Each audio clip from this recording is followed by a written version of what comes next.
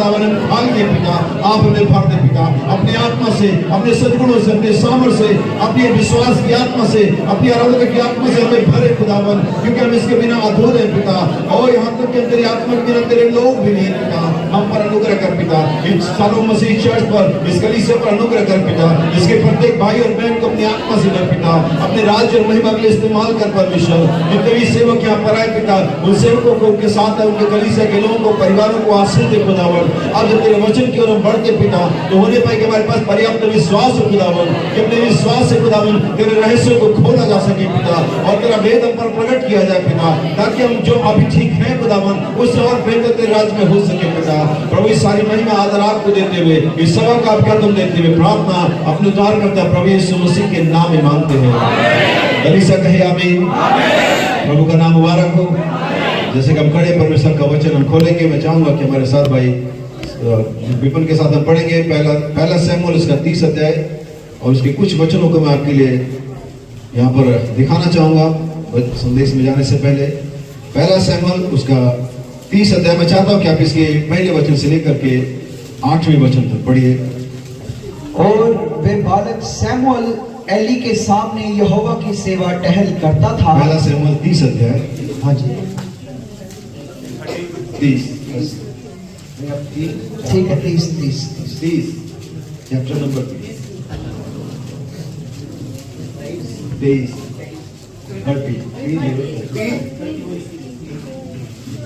Okay. लगता मुझे थोड़ी पंजाबी सीखनी पड़ेगी। ठीक है, शुरू से पढ़ेंगे। हाँ जी, पहली 8 आयतें पढ़ेंगे। तीसरे दिन जब दाऊद अपने जनों समेत सिकलग पहुंचा, तब उन्होंने क्या देखा कि अमालेकियों ने दक्षिण देश और सिकलग पर चढ़ाई की और सिकलग को मार के फूंक दिया, और उसमें की स्त्री आदि छोटे बड़े जितने थे सबको बंधुआई में ले गए। उन्होंने किसी को मार तो नहीं डाला, परंतु सबों को लेकर अपना मार्ग लिया। इसलिए जब दाऊद अपने जनों समेत उस नगर में पहुंचा, तब नगर जो तो जला पड़ा था और स्त्रियां और बेटे बेटियां बंधुआई में चली गई थी। तब दाऊद और वे लोग जो उसके साथ थे चिल्लाकर इतना रोए कि फिर उनमें रोने की शक्ति न रही। और दाऊद की 2 स्त्रियां जिज्रेली अहीनोम और कैमरेली नाबाल की स्त्री एबीगेल बंधुआई में गई थी। और दाऊद बड़े संकट में पड़ा, क्योंकि लोग अपने बेटे बेटियों के कारण बहुत शोकित होकर उस पर पथरवाह करने की चर्चा कर रहे थे। परंतु दाऊद ने अपने परमेश्वर यहोवा का स्मरण करके हिया बांधा। तब दाऊद ने अहीमेलेक के पुत्र अब्यातार याजक से कहा, अपोद को मेरे पास ला। तब अब्यातार अपोद को दाऊद के पास ले आया। और दाऊद ने यहोवा से पूछा, क्या मैं इस दल का पीछा करूं? क्या उसको जा पकड़ूंगा? उसने उससे कहा, पीछा कर, क्योंकि तू नीचे उसको पकड़ेगा और निस्संदेह सब कुछ छुड़ा लाएगा। आमीन। हम सभी बैठ सकते, प्रभु के उसके वचन पर हो। हालेलुया। यीशु मसीह के नाम का धन्यवाद है कि आज की शाम के लिए परमेश्वर आप सभी को आशीष दे। फिर से परमेश्वर के संगति में होना ये वास्तव में हमेशा आशीष का कारण रहा। परमेश्वर सारे सेवकों को जहाँ पर है उनको आशीष दे, और मैं विश्वास करता हूँ कि आज सुबह आप लोगों ने आशीष पाई है। कितने लोग सुबह यहाँ पर थे? हालेलुया। आप लोगों ने अपने नाम को देखा है? हालेलुया। आज तो नहीं, आज तो इंटरनेट आ गया हर हाथ में मोबाइल, लेकिन पुराने दिनों में आज से 15-20 साल पहले जब हाई स्कूल का रिजल्ट आता था, हर एक आदमी अखबार की तरफ दौड़ता था और बस वो नंबर को ढूंढता था, और जैसे उसका अपना नाम मिलता था बस वहां रुक नहीं सकता था, बस वो चुपचाप नहीं रह सकता था। वो जैसे देखते उसका नाम वहां पर है, उसका रोल नंबर वहां पर है, वहां पर वो पास हुआ है, बस वो चिल्लाना शुरू कर देता था। और मैं नहीं सोचता कि अगर आपको आपका नाम दिख गया तो फिर भी आप शांति से बैठे रह सकते हो। हालेलुया। आमीन। कहीं अखबार में अगर आपके नाम आ जाए, किसी मैगजीन में आपका अगर नाम आ जाए, कोई अच्छी जगह में आपकी फोटो आ जाए, तो बस उसे आप सहेज करके रखते हैं, बताने के लिए वो हर समय आपको उत्साहित करता है कि मेरा नाम वहां पर है। आदमी लेकिन यानी कि हमारा नाम इस परमेश्वर के वचन में पाया जाता है। हमारा नाम किसी ऐसी किताब में नहीं है जो आज है और कल खत्म हो जाएगी, कल उसको नहीं पढ़ाया जाएगा। क्योंकि बहुत सारी किताबें जो हम पढ़ा करते थे आज भी नहीं पढ़ाई जाती। हमने बहुत सारे कॉमिक्स, बहुत सारी मैगजीन्स पढ़ी जो आज नहीं बिकती हैं, आज कोई उससे पूछता नहीं है। जिनकी आज से 20 साल पहले बहुत कीमत हुआ करती थी, बहुत चाहत हुआ करती थी, लेकिन आज वो कहीं रद्दी में बिक रही है। लेकिन आज भी एक किताब, आज भी पुरानी धन्य बाइबल आज भी उतनी ही महत्वपूर्ण है जितनी की एक कॉपी हुआ करती थी। हालेलुया। बल्कि इनफैक्ट तो आज इस अंतिम दिन में इसका और भी महत्व बढ़ गया, क्योंकि ये उन बातों की तरफ पहुंच गई जिसकी खुद इस किताब ने भविष्यवाणी करी है।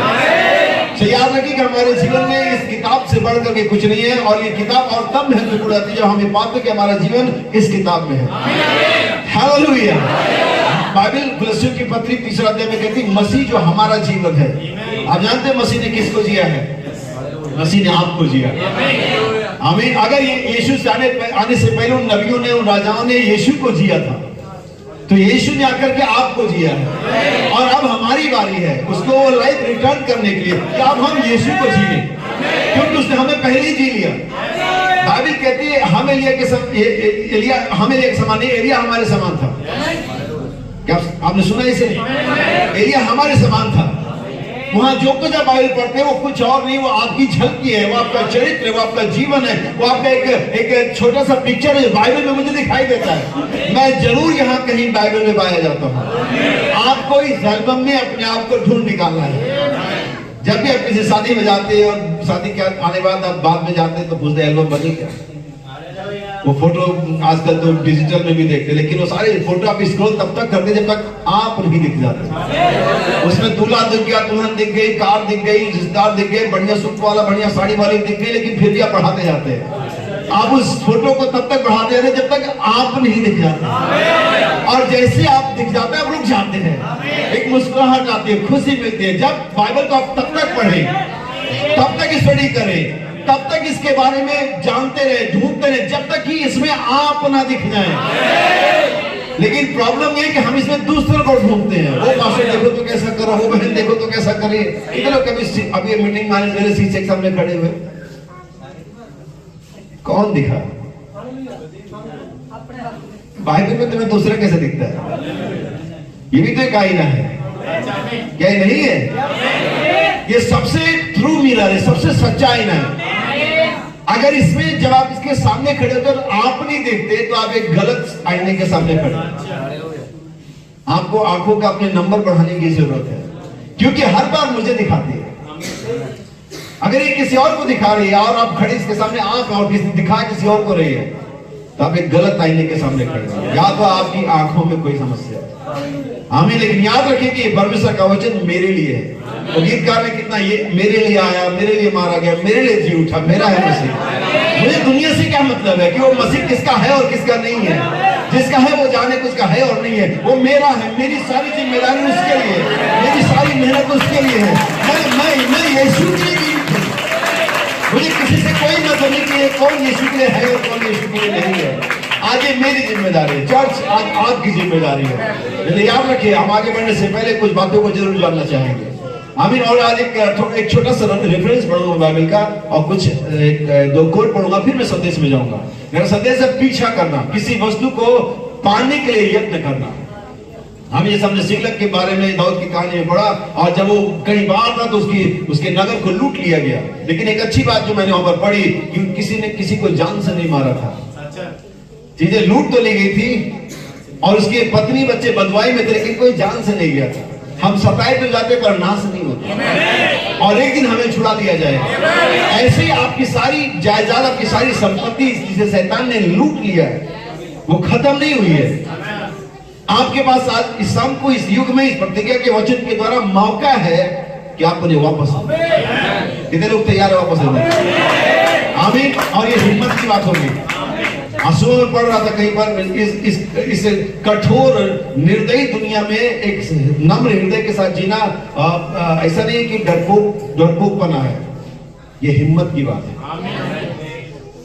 इस कठोर दुनिया में नम्र हृदय के साथ जीने का मतलब अरे ये लड़ नहीं रहा, डरपोक है। हिम्मत की बात है, लड़ाई को टाल देता, क्योंकि बहुत कम लोग जिसे कर पाते। हम इसको आज आप ये संदेश उनके लिए जो हिम्मत वाले हैं, जिनके पास करेज है, जिनके पास साहस है, जो परमेश्वर की किसी भी वचन को लेकर के उसमें टिक सकते हैं। मैं चाहूंगा इससे पहले संदेश में जाऊं, मैं आपके सामने कुछ बातें करना चाहता हूँ। यशायाह नबी की किताब, उसका 53 अध्याय उसका 8वां वचन, book of Isaiah chapter 53 verse number 8। ध्यान सुनिएगा, हमने 53 अध्याय हमेशा पढ़ा होगा, और नहीं पढ़ा तो इसे पढ़िए, ये आपके बारे में है। यहाँ आपके प्रेमी की वो तस्वीर मिलेगी जिसने आपको बचाने के लिए गुंडों से कितनी मशक्कत करी, कितना लहू लुहान है, कितना मार खाया, लेकिन आपको बचाया उसने। आइए हम इस वर्ष नंबर 8 को पढ़ें। अत्याचार करके और दोष लगाकर वे उसे ले गए। उस समय के लोगों में से किसने इस पर ध्यान दिया? उस समय के लोगों में से किसने इस पर ध्यान दिया कि वे जीवितों के बीच में से उठा लिया गया। आमीन। बस करें, प्रभु आपको आशीष दे। यहाँ एक कैरेक्टर है जिसका नाम वहां पर लिखा नहीं, लेकिन हम सभी जानते हैं कि ये यीशु मसीह है। आमीन। वो हमारे अपराधों के लिए घायल किया गया, परमेश्वर ने हम सबों का जो बोझ है उसके ऊपर लाद दिया, परमेश्वर उसे मारा और कूटा समझा और सारी बातें। और यहाँ पर आखिर तो ऐसा कहता है वो ये सब कुछ उसके साथ हुआ, लेकिन इस पर उस समय के लोगों में से किसने ध्यान दिया? आप कल्पना करिए, जरा सोचिए इसके बारे में कि ये व्यक्ति इसके बारे में पढ़ रहे हैं, इतिहास के, चाहे वो भूतकाल का इतिहास हो, चाहे वर्तमान का समय हो, चाहे भविष्य का समय हो, सबसे महत्वपूर्ण व्यक्ति है। किसी को शक है इसमें? नहीं है तो आमीन के मैं कौन सा पैसे मांग रहा हूं इसमें? हालेलुया। आमीन कहने में मेरा कोई महिमा नहीं हो रहा है, लेकिन जिस वचन का मैं प्रचार कर उसका जरूर हो रहा है, और मैं उम्मीद करता हूं कि हम सभी इसी के लिए यहाँ पर आए हैं। ये व्यक्ति इसके बारे में यहाँ पर लिखा गया, ये किसी भी समय का सबसे महत्वपूर्ण व्यक्ति है।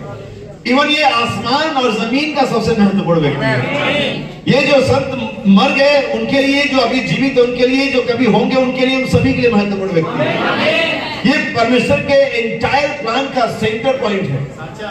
ये वो व्यक्ति इसके बिना परमेश्वर आगे नहीं बढ़ सकते, ये वो व्यक्ति इसके बिना बच नहीं सकते, ये वो व्यक्ति इसके बिना शैतान एक्सपोज नहीं हो सकता। ये सारे समयों का सबसे महत्वपूर्ण व्यक्ति है। ये परमेश्वर की उस उद्धार की महान योजना के कार्य के अंतर्गत ये सीन हमें दिखाई देता है, लेकिन बड़ी अजीब बात है कि इस पर कोई ध्यान नहीं दे रहा है।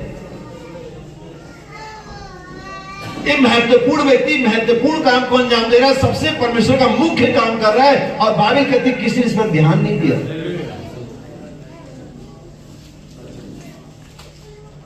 क्या मुझे सुन रहे हैं?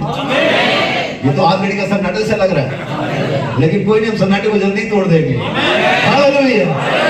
और ये सबसे महत्वपूर्ण व्यक्ति बाइबल कहती है किसने, उस समय के लोगों में से किसने इस पर ध्यान दिया? यानी कि ये व्यक्ति हमेशा ही ओवरलुक किया, ये व्यक्ति को हमेशा अनदेखा किया गया, इस व्यक्ति को इग्नोर मारा गया। बाइबल कहती है उसका रूप ऐसा नहीं था कि हम उसे चाहते, क्योंकि हमेशा जो चाहना होता है रूप के द्वारा होता है, और ये हमेशा गलत होता है। अगर आप रूप के द्वारा किसी को चाह रही हैं, तो वो रूप एक दिन बिगड़ जाएगा, वो आंखों के नीचे ब्लैक हेड्स आ जाएंगे, वो स्किन में झुर्री पड़ जाएगी, वो जवानी नहीं रहेगी। जो तुम्हें 4 घंटा बाइक पर घुमाया करता है 10 मिनट ले जाने के लिए तैयार नहीं होगा। आमीन। लेकिन अगर आप कैरेक्टर पर चाहते हैं, आमीन, तो बात बन सकती है। हालेलुया। दाऊद कहते हैं उसका रूप ऐसा नहीं था कि हम उसे चाहते, लोग उससे मुंह फेर लेते थे। वो हमेशा ही एक ऐसा व्यक्ति था, यानी कि इसका मतलब है कि यीशु जो कि परमेश्वर का वचन है, जब भी अपने समय में आता है और घटनाओं को, कामों को अंजाम देता है, ऑलमोस्ट टाइप के लोगों के द्वारा ओवरलुक किया जाता है, लोग उसे नेग्लेक्ट कर देते हैं और उसे मजाक बनाया जाता है। और ये तो ऐसी कोई बात नहीं करके हर समय यीशु के साथ ये किया गया। लेकिन ठीक उस समय में कुछ लोग होते हैं जो उसको देखते हैं, जो उसकी ओर निगाहें उठाते हैं, जो जानते हैं कि यही है जिससे मैं बच सकता हूं। हालेलुया। यहाँ तक कि बाइबल की जो हमने ऐसे 53 की भविष्यवाणी थी, जो 712 सालों के बाद और 35 सालों के बाद इजराइल में सेम टू सेम एक्टिविटीज घटित होती है। बाइबल कहती है अपने घर आया, इसी के बारे में बाइबल कहती है, और उसके अपनों ने उसे ओवरलुक कर दिया, नेग्लेक्ट कर दिया, इग्नोर मार दिया। वो घटना घट रही थी, यही वो ऐसे तिरपन है जो यरूशलेम की गलियों में जब यीशु 33.5 साल का हुआ, 30 साल का हुआ, तब यही हो रहा था वहां पर, जो ऐसे तिरपन में लिखा हुआ है। लेकिन लोग ओवरलुक कर रहे थे, लोग इग्नोर कर रहे थे। किस चीज को? Main event, main message, overlook. हाँ, मैं अभी वो पॉइंट पाना नहीं चाह रहा हूँ, अच्छा बुनियाद मजबूत हो। हमारा भाई बहन कहता कि आप किसी चीज को जो परमेश्वर ने या गवर्नमेंट ने या नेचर ने आपके सामने रखी है एज ए साइन, आप ओवरलुक नहीं कर सकते।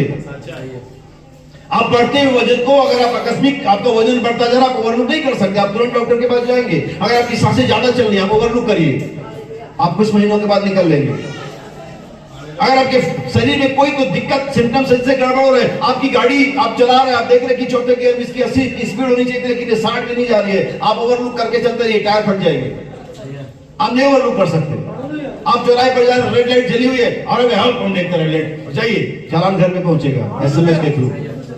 आप उस रेड लाइट को ओवरलुक नहीं कर सकते। तभी कहता आप खाना खाने को ओवरलुक कर दीजिए, फिर बताइए कितने दिन के बाद आप मुझे मिलेंगे। आप बस नहीं कर सकते, इन चीजों को अनदेखा नहीं कर सकते। लेकिन याद रखिए कि मनुष्य कैसे परमेश्वर के वचन को, मुख्य संदेश को जो उसके दिन में होता है, जो उसे बचा सकता है, ओवरलुक करता चला। उन लोगों ने नूह के नाव को ओवरलुक कर दिया। आखिर में सिर्फ एक ही चीज थी जो लुकिंग थी, जो दिख रही थी, और वो नूह की नाव थी। जिन लोगों ने ओवरलुक किया उनको आखिर में एक ही चीज दिखाई दे रही थी। जिन्होंने अनदेखा उसको एक ही चीज दिख रही थी, नूह की नाव, बाकी तो सब डूब गया। जिन लोगों ने मिस्र की काली रात में उस लहू के बाहर के रंगों पे लगाए, जिनको ओवरलुक किया, अनदेखा किया, उन्होंने अपने पैलेटों को फिर कभी नहीं देखा। बिली ग्राहम कहते हैं यीशु मसीह के पीछे चलना महंगा है। क्या कहता बिली ग्राहम? यीशु मसीह के पीछे चलना कॉस्टली है, लेकिन यीशु मसीह के पीछे ना चलना और भी महंगा। पीछे चलना महंगा है, और हमने सौदा किया है। हमने बहुत सारी चीजें छोड़ी है। हमारी बहनों ने, हमारे भाइयों ने, हमने एक महंगा सौदा किया। हमने महंगा ही किया, लेकिन दुनिया बहुत महंगा सौदा कर रही है। परमेश्वर के हाथों पड़ना बहुत महंगा है। कोशिश मत करना है, शैतान के हाथ में पड़ोगे परमेश्वर बचा लेगा, लेकिन अगर परमेश्वर के हाथ में पड़ गए तो कोई शैतान नहीं बचा पाएगा। सो नूह के दिनों में उस नाव को ओवरलुक करने वाले कहां गए? पानी के अंदर में। फिरौन के काली रात में, मिस्र के काली रात में लहू के द्वार के रंगों पर लगाए जाने वाले कहां गए? उनके पैर उठे मारे गए। आप बस ओवरलुक नहीं कर रहे, लेकिन इस मुख्य व्यक्ति को हम क्या कर रहे हैं? लोग क्या कर रहे हैं? किसने इस पर ध्यान दिया कि जीवितों के बीच में से उठा लिया? किसने उस व्यक्ति पर, उस महान योजना के व्यक्ति पर किसने ध्यान दिया? आज सबसे महत्वपूर्ण संदेश पर, सबसे महत्वपूर्ण व्यक्ति पर लोग क्या कर रहे हैं? ओवरलुक कर रहे हैं। हम हर तरह की आवाजों पर क्या लगा रहे हैं? कान लगा रहे हैं। हम विज्ञान की आवाज पे कान लगा रहे हैं, हम धर्म की आवाज पे कान लगा रहे हैं, हम राजनीति की आवाज पे कान लगा रहे हैं, हम सारे तरह की आवाजों पर, संस्थाओं की आवाजों पर कान लगा रहे हैं। लेकिन अगर हम कान नहीं लगा रहे तो गर्जनाओं की आवाजों पर कान नहीं लगा रहे। हालेलुया! हम हर तरह की आवाज पे कान लगा रहे हैं। आप सुने? अब कोट पढ़ता हूं। श्रीमानो, क्या यह वही समय है? आपका जवाब क्या है? हालेलुया! जी हाँ श्रीमान, ये वही समय है। पेज नंबर 28, क्योंकि संदेश से पैराग्राफ नहीं है, 12 नंबर नहीं है, इसलिए याद रखें पेज नंबर 28। और क्या ये अजीब है कि पेज नंबर 28 पर है? बहने, मुझे माफ करना से कहने के लिए, और रिकॉर्ड है, आप 28वें दिन को ओवरलुक नहीं कर सकते। करके देखना, परेशानी होगी। मुझे कहने दीजिए, जो समझदार बहने में जानती मैं क्या कह रहा हूं। ये समय जीवन का समय हो। 28 फरवरी 1963, ये कोई इत्तेफाक नहीं था कि उस दिन वो बादल वहां पर आता, जिसे लाइफ मैगजीन ने प्रिंट आउट किया। हालेलुया! और ये इत्तेफाक देखिए कि आज उसी संदेश के मानने वालों में से जाने कितने उसे छोड़ करके चले गए, उस क्लाउड को ओवरलुक कर दिया। लेकिन वो जो मैगजीन थी वो सिर्फ लाइफ ही नहीं थी, लुक एंड लाइफ मैगजीन में थी। एक मैगजीन दूसरी लुक करके ऐसा मैगजीन था, उस पर भी उसे प्रिंट किया गया था। आप समझे? 28वें पेज पर है। अगर आप पढ़ेंगे योएल नबी की किताब, दूसरा अध्याय 28 वचन, मैं अपना आत्मा बेटी और बेटियों पर, 28 है। आत्मा परमेश्वर का जीवन है। नबी क्या कहे यहाँ पर? ध्यान दीजिए, नबी ने इसमें 6 दर्शनों के बारे में बात करी, 6 सपनों के बारे में बात करी, और 7वां था जिसे इंटरप्रेट कर रहा था, जो खुद नबी था। आमीन। और यहाँ पर एक दर्शन की बात करी जो जूनियर जैक्सन ने देखा था। इवन जूनियर जैक्सन ने जिसने इस सपने को देखा, ये भी बाद में बैकस्लाइड हो गया। इसने भी इस बात को ओवरलुक कर दिया जो खुद उसने दर्शन देखा। आप अपनी ही बातों को ओवरलुक नहीं कर सकते। बाइबल कहते हैं अगर हमने उन्हीं चीजों को जिन्हें हमने एक बार गिरा दिया दोबारा बनाते हैं तो अपने आप को दोषी ठहराते हैं। जो लोग संदेशों में हुआ करते हैं, जिन्होंने संदेशों को छोड़ दिया, अब ये नहीं मालूम वे कहां है, क्या कर रहे हैं, लेकिन एक बात मैं तय कर सकता हूं, निश्चित हूं उनके पास जीवन नहीं है। नबी कहता है ये ऐसा नहीं है कि रैप्चर के बाद चर्चेस बंद हो जाएंगे, कलीसियाएं चलती रहेंगी। हमें कलीसियाएं चलते, लोग चर्च जाते रहेंगे, प्रचारक प्रचार करता रहेगा, गीत गाए जाते रहेंगे, लेकिन होगा कुछ नहीं। लेकिन ठीक अभी समय है कि आप ध्यान करें। यह समय है कि अपने आंखों को मल ले, सुरमा लगा ले, ताकि परमेश्वर उन बातों को देखे जो परमेश्वर ठीक अभी। अब मैं यहाँ पर थोड़ा रुकता हूँ, मुझे रुकने का अनुभव हो रहा है कि मैं रुकूं यहाँ पर। आपके लिए एक वचन पढ़ना चाहूंगा, यूहन्ना का सुसमाचार। परमेश्वर अगर आपको अगुवाई दे रहा है तो आपको चीजें समझा देगा। और याद रखिए, वे पास्टर्स जो सेवक यहाँ पर मैं उनको कहना चाहूंगा, अगर आपकी सेल्फ स्टडी नहीं है, अगर आप खुद नहीं इन चीजों को समझते और ढूंढते, आप कलीसिया को कुछ दे नहीं पाएंगे। जरूरी है कि आप इन चीजों को ढूंढें। आप किसी के भरोसे यहाँ वहाँ मीटिंग अटेंड करके किसी गेस्ट प्रीचर को बार बार हर महीने बुला करके आप कलीसिया नहीं चला सकते। आप इसको ऐसा समझिए कि आपकी पत्नी बस आपके साथ रहती है और वो आपसे ही संतुष्ट होना चाहती है। आप इस तरह से इस चीज को समझिए, इसलिए आपको मेहनत करनी पड़ेगी, आपको घुटने पर जाना पड़ेगा, आपको ढूंढ ढांड करना पड़ेगा। आप बस किसी और के भरोसे अपनी कलीसिया नहीं चला सकते। आमीन। मैंने इसे अपनी सेवकाई के शुरुआत के दिनों में समझ लिया था। एक प्रचारक था जो मुझे चलाना चाहता था अपने अनुभव पर, अपने प्रकाशन पर, अपने पीछे। मैंने कहा ठीक है आपके साथ में चलूंगा, लेकिन मुझे खुद को भी अनुभव लेना है, मैं खुद इसे जानना चाहता हूँ। और यही कोई भी सेवक के लिए होगा। मैं चाहूंगा कि आप इसके चौथे अध्याय के 7वें वचन से पढ़े। यहाँ पर सभी इस फेमस स्टोरी को जानते हैं। यहाँ पर सामरी स्त्री है, यहाँ यीशु है जो सिर्फ एक मनुष्य के तौर पर, भविष्यवक्ता के तौर पर जाता है। ये डाइवर्ट रूट पर था इस दिन।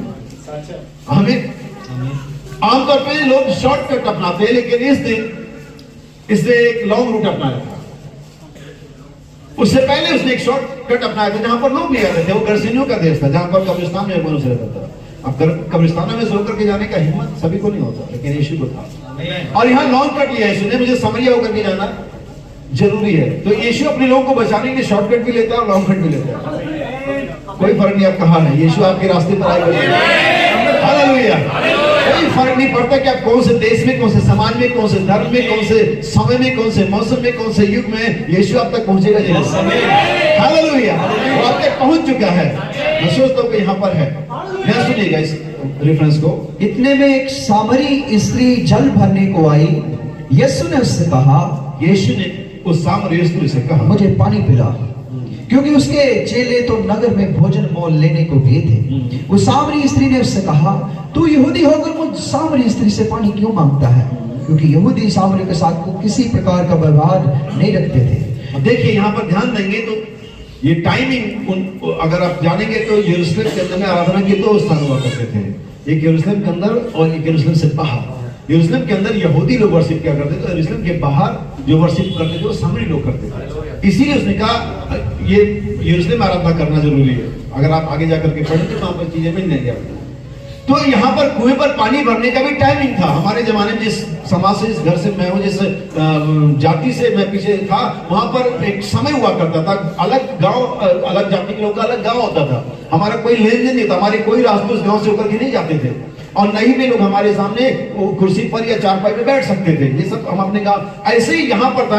यहूदियों को पानी भरने के लिए अलग समय होता था, उसके बाद जब वो समय हो जाता तब सामरी आते थे। और यीशु उस समय गया था जब उसका समय था, जब सामरी आते। यीशु पहले ही वहां पर था। यीशु ने जब कहा जहां मेरे नाम से 2 या 3 होंगे आएंगे, मैं वहां होऊंगा, वो वहां आएगा नहीं। इसलिए जब याद रखिए, आप समय के बाद चर्च आते हैं तो आपको यीशु मसीह बड़े प्यार से नहीं देखेगा। वो कह रहा मैं पहले आ गया, तुम इतनी लेट से आते हो। आमीन। बाइबल में लिखा हुआ है यीशु मसीह जब तीनों मरियम बड़े तड़के, उनको लगा हम बहुत जल्दी जा रहे हैं। उनको लगा हम बहुत जल्दी जा रहे हैं कि यीशु के जी उठने से पहले पहुंचेगा, और पता चले यीशु पहले जी उठा है। अरे तुम चर्च में नहीं पहुंच पाते हो, जी के उठ चुका। आमीन। सो यीशु वहां पर पहले से पहले उपलब्ध था। तो उस टाइम में यीशु गया कि जब सामरियों का आने का समय था, और यीशु जब वहां पर बैठा है, सामरी आती है और उसने कहा मुझे पानी पिला। उसने कहा तू यहूदी होकर के मुझसे पानी क्यों मांगता है? यहूदियों में और सामरियों में कोई चलन नहीं था ऐसा। तब यीशु आगे क्या कहता है, इसको ध्यान से सुनिए। यीशु ने उत्तर दिया, यदि तू परमेश्वर के वरदान को पहली चीज जो आप पहली बार शायद सुन और पढ़, अगर मैंने पहले ना बताया हो, यकीन करता किसी ने नहीं शायद बताया होगा। और हमेशा हम सोचते हैं कि यीशु क्या, अगर तुम मुझे जानती,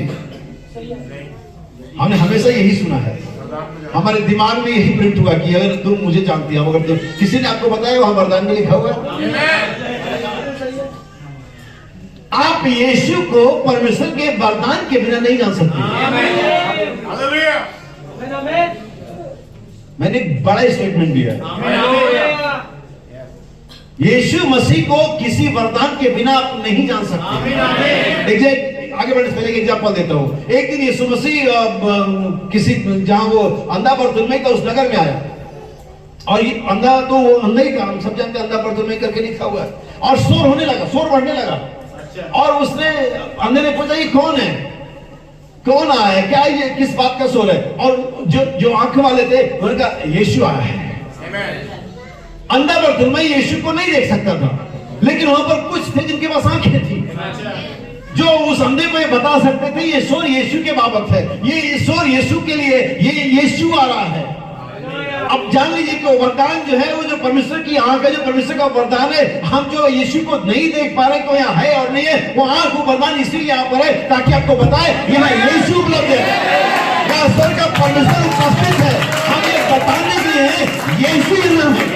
बाइबल में कहते हैं मेरी मिनिस्ट्री क्या है, वो इस बात की है कि मैं प्रमाणित करूं कि वो यहाँ है। किसी भी आंख वाले का, किसी परमेश्वर के पाए हुए वरदान के सेवक का यही काम है कि बताए, प्रमाणित करे चर्च में, फैमिली में, इंडिविजुअल में कि यीशु यहाँ है। किसी भी सेवक का एकमात्र मकसद यही है, किसी भी वरदान का एकमात्र मकसद है कि यीशु को जीवन करे, यीशु को प्रेजेंट करे, यीशु को आपके मध्य में लेकर के, यही एक मिनिस्टर का काम है। अगर वो नहीं करता, वो वरदान नहीं परमेश्वर।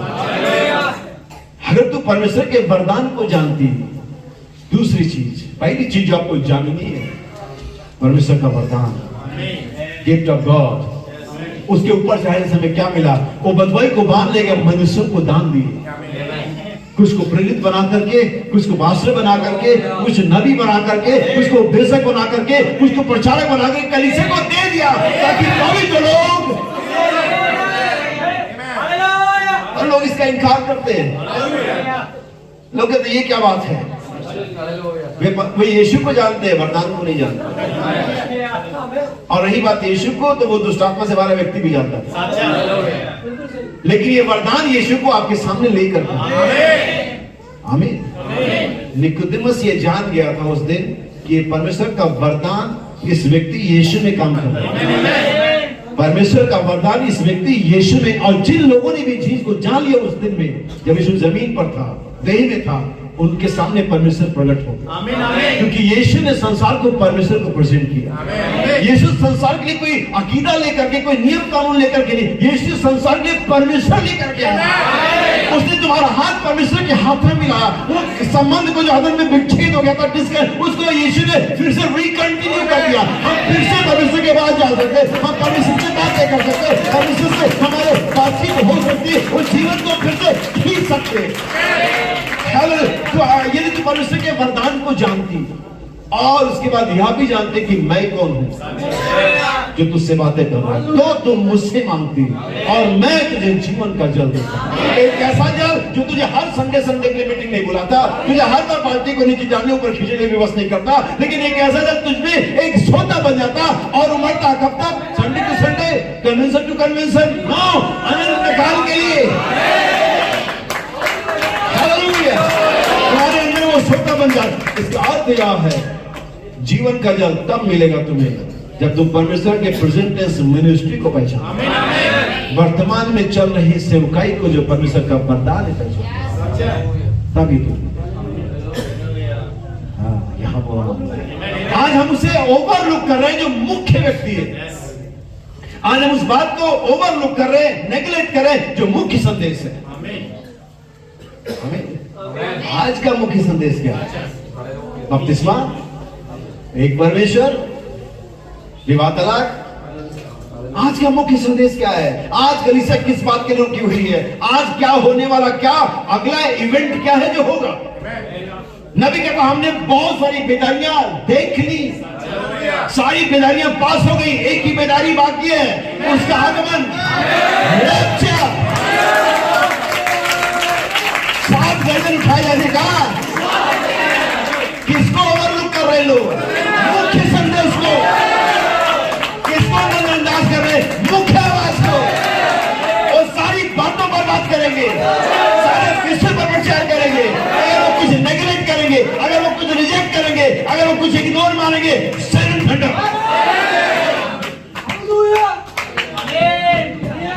नबी ने किस बारे में बात करी? अंतिम संदेश, अंतिम इवेंट क्या है? सुनिए ध्यान से। अब मैं कोट पर, अभी मैंने बाइबल को पढ़ा, मैं कोट पढ़ रहा हूं। जूनियर जैक्सन का सपना है। इसके बाद उन्होंने बताया, इसके बाद आपके हाथ में कुदाली या संबल जैसी कोई चीज नुकीली पकड़ी थी। क्या भाई जैक्सन ऐसा ही नहीं है? या संबल या कोई नुकीली चीज थी? उन्होंने बताया कि मैं जानता हूं आपने कैसे किया। आप उस पहाड़ की चोटी को काटने लगे, आप उसे चारों ओर से खोदने लगे और आपने उसकी चोटी को अलग कर दिया। यह छोटी पिरामिड की शक्ल में थी। हाँ, पिरामिड की शक्ल में। छोटी चिड़िया भी पिरामिड की शक्ल में, बड़ी चिड़िया भी पिरामिड की शक्ल में, स्वर्गदूत भी पिरामिड की शक्ल में। यानी कि कहीं न कहीं 7 बेदनों का आकार पिरामिड के साथ जुड़ा हुआ है। लेकिन आज लोग पिरामिड को ओवरलुक करते हैं। कुछ तो अपनी कलीसिया में टांगने से भी शर्माते हैं। हालेलुया। हालांकि हमारे चर्च में हमने भी टांगा हुआ नहीं है, शायद बन नहीं पाया और जगह नहीं है। लेकिन हमें चलो, जब हमारे पास पॉजिटिव है तो हम नेगेटिव क्यों टांगे? तो हम सारे पॉजिटिव में ही चलते। हालांकि समझाने के लिए अच्छा है, लेकिन ओवरलुक करते हैं। कहते ये आगे पत्थर प्रचार करने वाले, कहते पत्थरों का प्रचार करते हैं। अरे पत्थर ये जो आने वाला है, हमें ये यीशु मसीह, चाहे वो कोने का पत्थर कह लो, चाहे सिरे का पत्थर कह लो, और चाहे फाउंडेशन स्टोन कह लो, और चाहे कॉर्नरस्टोन कह लो, जो भी कह लो, यीशु मसीह की स्टोन है।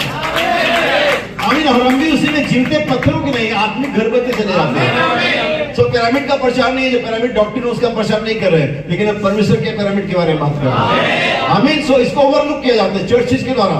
लोगों कहते हैं इसको क्यों टांगते हो, तुम क्यों ऐसा करते हो, ऐसा करते हो? मुझे नहीं मालूम, मैं ओवरलुक नहीं कर रहा हूँ। क्यों नहीं कर रहा हूं? क्योंकि हमारे नबी ने कहा है। आमीन। सुनिए, काटने लगे। यह छोटी पिरामिड के शक्ल में थी और आपने उस चोटी को, उसके ऊपरी भाग को अलग कर दिया। यीशु ने पिरामिड का संदेश प्रचार करने से कई महीने पहले देखा गया था। बाइबल का पिरामिड का संदेश आपको 1180 या 54 मैसेज में कोई भी मैसेज नहीं मिलेगा जिसका टाइटल पिरामिड हो। सही है। फिर भी बाइबल ने कहा मेरा पिरामिड का मैसेज। अगर आपको कभी इस टाइटल से कोई मैसेज मिले जो पिरामिड के टाइटल से हो तो आप मुझे देना जरूर। जो लोग कभी से लाइव देखेंगे मैं उनको भी कहता हूँ, आपको भी मिले तो मुझे देना, मैं जरूर पढ़ना चाहूंगा। लेकिन मैं जानते मैसेज कौन सा है? क्या आप जानते हैं मैसेज कौन सा है? सिद्ध मनुष्य का। हालेलुया। अभी कहता है, उन्होंने बताया कि इसके नीचे ग्रेनाइट एक व्हाइट स्टोन था और आपने कहा कि सूर्य अथवा सूर्य का प्रकाश इस पत्थर पर कभी नहीं पड़ा। आगे बाइबल में कहते हैं, और उन्होंने कहा इसे देखो, इसे देखते रहो। पहले कहा इसे देखो, लेकिन बाद में कहते इसे अभी भी। Looking unto Jesus, look unto Jesus नहीं, लुकिंग। यीशु की देखना नहीं है, यीशु की देखते रहना है। जब आप किसी यात्रा में जाते, कोई कार्य को शुरू करते, आप निरंतर उसी बात पर फोकस करते जो आप शुरू कर रहे हैं, जहां आप जा रहे हैं। रास्ते में स्टेशन आएंगे, रास्ते में वेंडर्स आएंगे, रास्ते में और चीजें, लेकिन आपका फोकस तो लगातार उस चीज पर है जिसके लिए आप निकले। चर्च आप किसके लिए निकले? आज अपने घर से, अपने समाज से, अपने परिवार से। आप राज्य के लिए निकले थे, आप नए जीवन के लिए निकले थे, आप नए देश में निकले थे, आप नई देह के लिए निकले थे। लेकिन बहुत सारी चीजें आपको डिस्टर्ब कर दिया और आपका फोकस चर्च पे चला गया, आपका फोकस पास्टरशिप पे चला गया, आपका फोकस महिमा पाने पर चला गया, आपका फोकस पैसे पे चला गया, आपका फोकस एक दूसरे की बुराई करने में चले गया। हमने अपना फोकस खो दिया, हमने उसे जो मुख्य बात थी अनदेखा कर दिया। आमीन। हम हर तरह की आवाज पर कान लगा रहे, लेकिन हम कान नहीं लगा रहे सात गजराओं की आवाज पर। हम हर तरह की चीजों की ओर देख रहे हैं, हम नई हत्या के देख रहे हैं, हम नई राजनीतिक लिए देख रहे हैं, हम नई सरकार के लिए देख रहे हैं, हम नए आविष्कार के लिए देख रहे हैं, लेकिन हम पत्थर की ओर, पिरामिड को नहीं देख रहे। लेकिन नबी कहता है इसे देखो, इसकी ओर देखते रहो।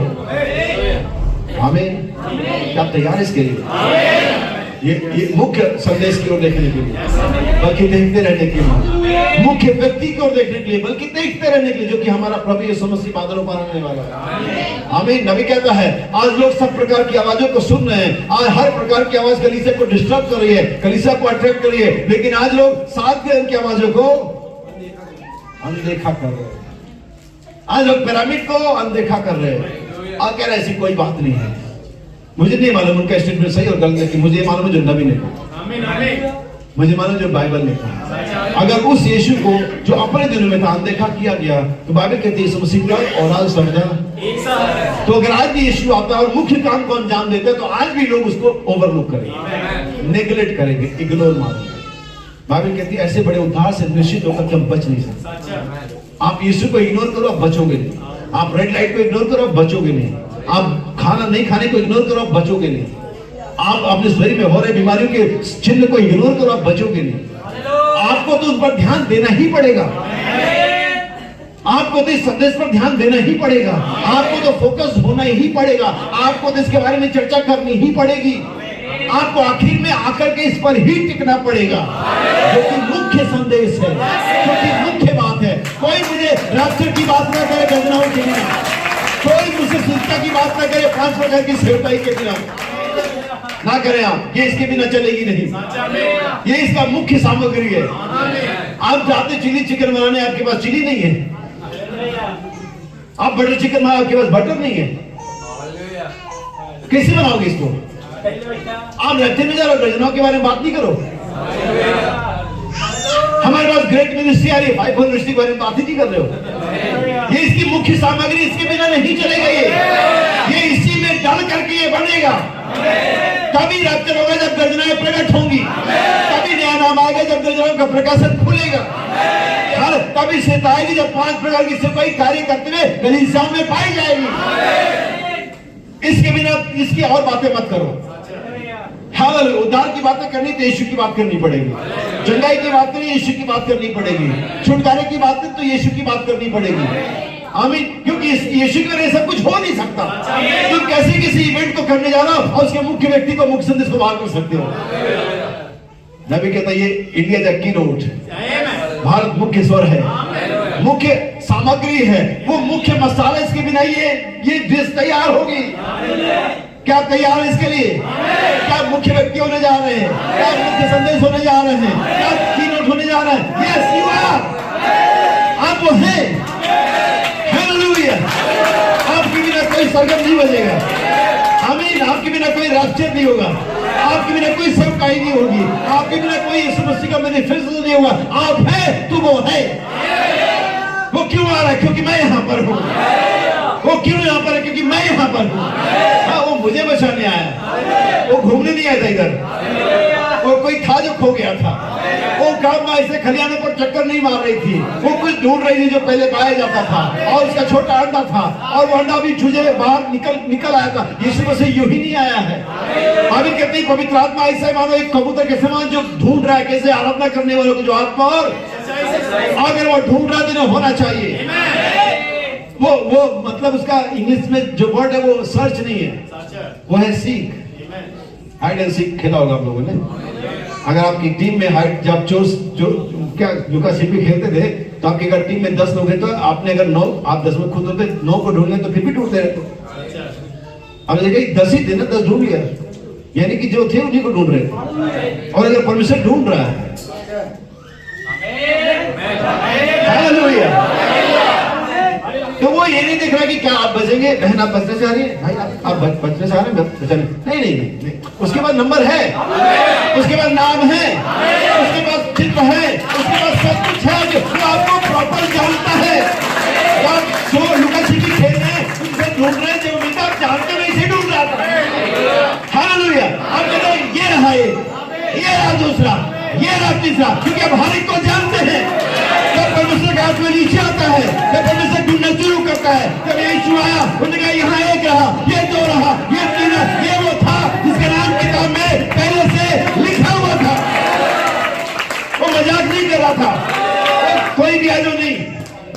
कॉल सबके लिए, आएंगे सभी नहीं, चंगाई सबके लिए, चंगे सभी नहीं होंगे, छुटकारा सबके लिए, छुटकारा सभी नहीं पाएंगे, संदेश सबके लिए कि आवाज सबके लिए जा रही, सभी फिर भी फोकस नहीं करेंगे, सभी जैसे आए वैसे ही चले जाएंगे, लेकिन कुछ बदल करके जाएंगे, कुछ चेंज होकर के जाएंगे, कुछ अपना हिस्सा यहाँ से लेकर के जाएंगे। मैं चाहता हूँ खाली हाथ बस ना जाए, आप आए प्रभु के भंडारों में से लें और अपने जीवन में उतारे और आप आगे जाएंगे, आप एक बदले व्यक्ति होंगे। आप तैयार हैं? आप पीछा करने तैयार हैं? जो आपका है, किसी दूसरे के वस्तु का लालच मत करना, बाइबल में सिखाती है। तो हम पीछा नहीं करें किसी की सेवकाई का, हम पीछा नहीं करें किसी के चर्च का, हम पीछा नहीं करें किसी की पत्नी का, हम पीछा नहीं करें किसी के धन का, हम उसका पीछा करें जो हमारा है, जो हमारा हिस्सा है, जो हमारा भाग है, जो परमेश्वर ने हमें जगत की उत्पत्ति से पहले हमें दिया, हम उसका पीछा कर रहे हैं। हालेलुया! आइए हम पीछा करें, आइए यज्ञ करें, आइए दबाव बनाएं। शैतान जो हमारा है, बाइबल के अंदर में 50वें साल में लेवी व्यवस्था 25 के अंदर में एक नियम था, एक ऑटोमेटिक सिस्टम था जिसे जुबली का वर्ष कहा जाता था। ये एक ऑटोमेटिक सिस्टम था। उनके लिए जो असहाय है, उनके लिए जो बीमार है, उनके लिए जो बंधुआए हैं, उनके पास पैसा नहीं है, वो उनके लिए जो रिकवर नहीं कर सकते अपनी जमीनों को, अपनी पत्नियों को, अपने मजदूरों को जो बंधुआए उनको जो पा नहीं सकते, उनके लिए एक ऑटोमेटिक सिस्टम था और उसे कहते हैं जुबली का नरसिंह का। और जैसे 50वां साल आता था, याजक नरसिंहों को लेता था और उसे ब्लो करता था, उसे फूंकता था, उसे बजाता था और बहुत सारी जगहों में अभी कहते हैं देश के हर हिस्से में फूंकना। कितने हिस्सों में? सिर्फ शहर में नहीं, सिर्फ मेट्रो सिटीज में नहीं, गांव में चले जाना, पहाड़ों पर चले जाना, मनी यूनिवर्सिटियों में चले जाना, अनपढ़ों के पास चले जाना, देश के हर हिस्से फूंकना।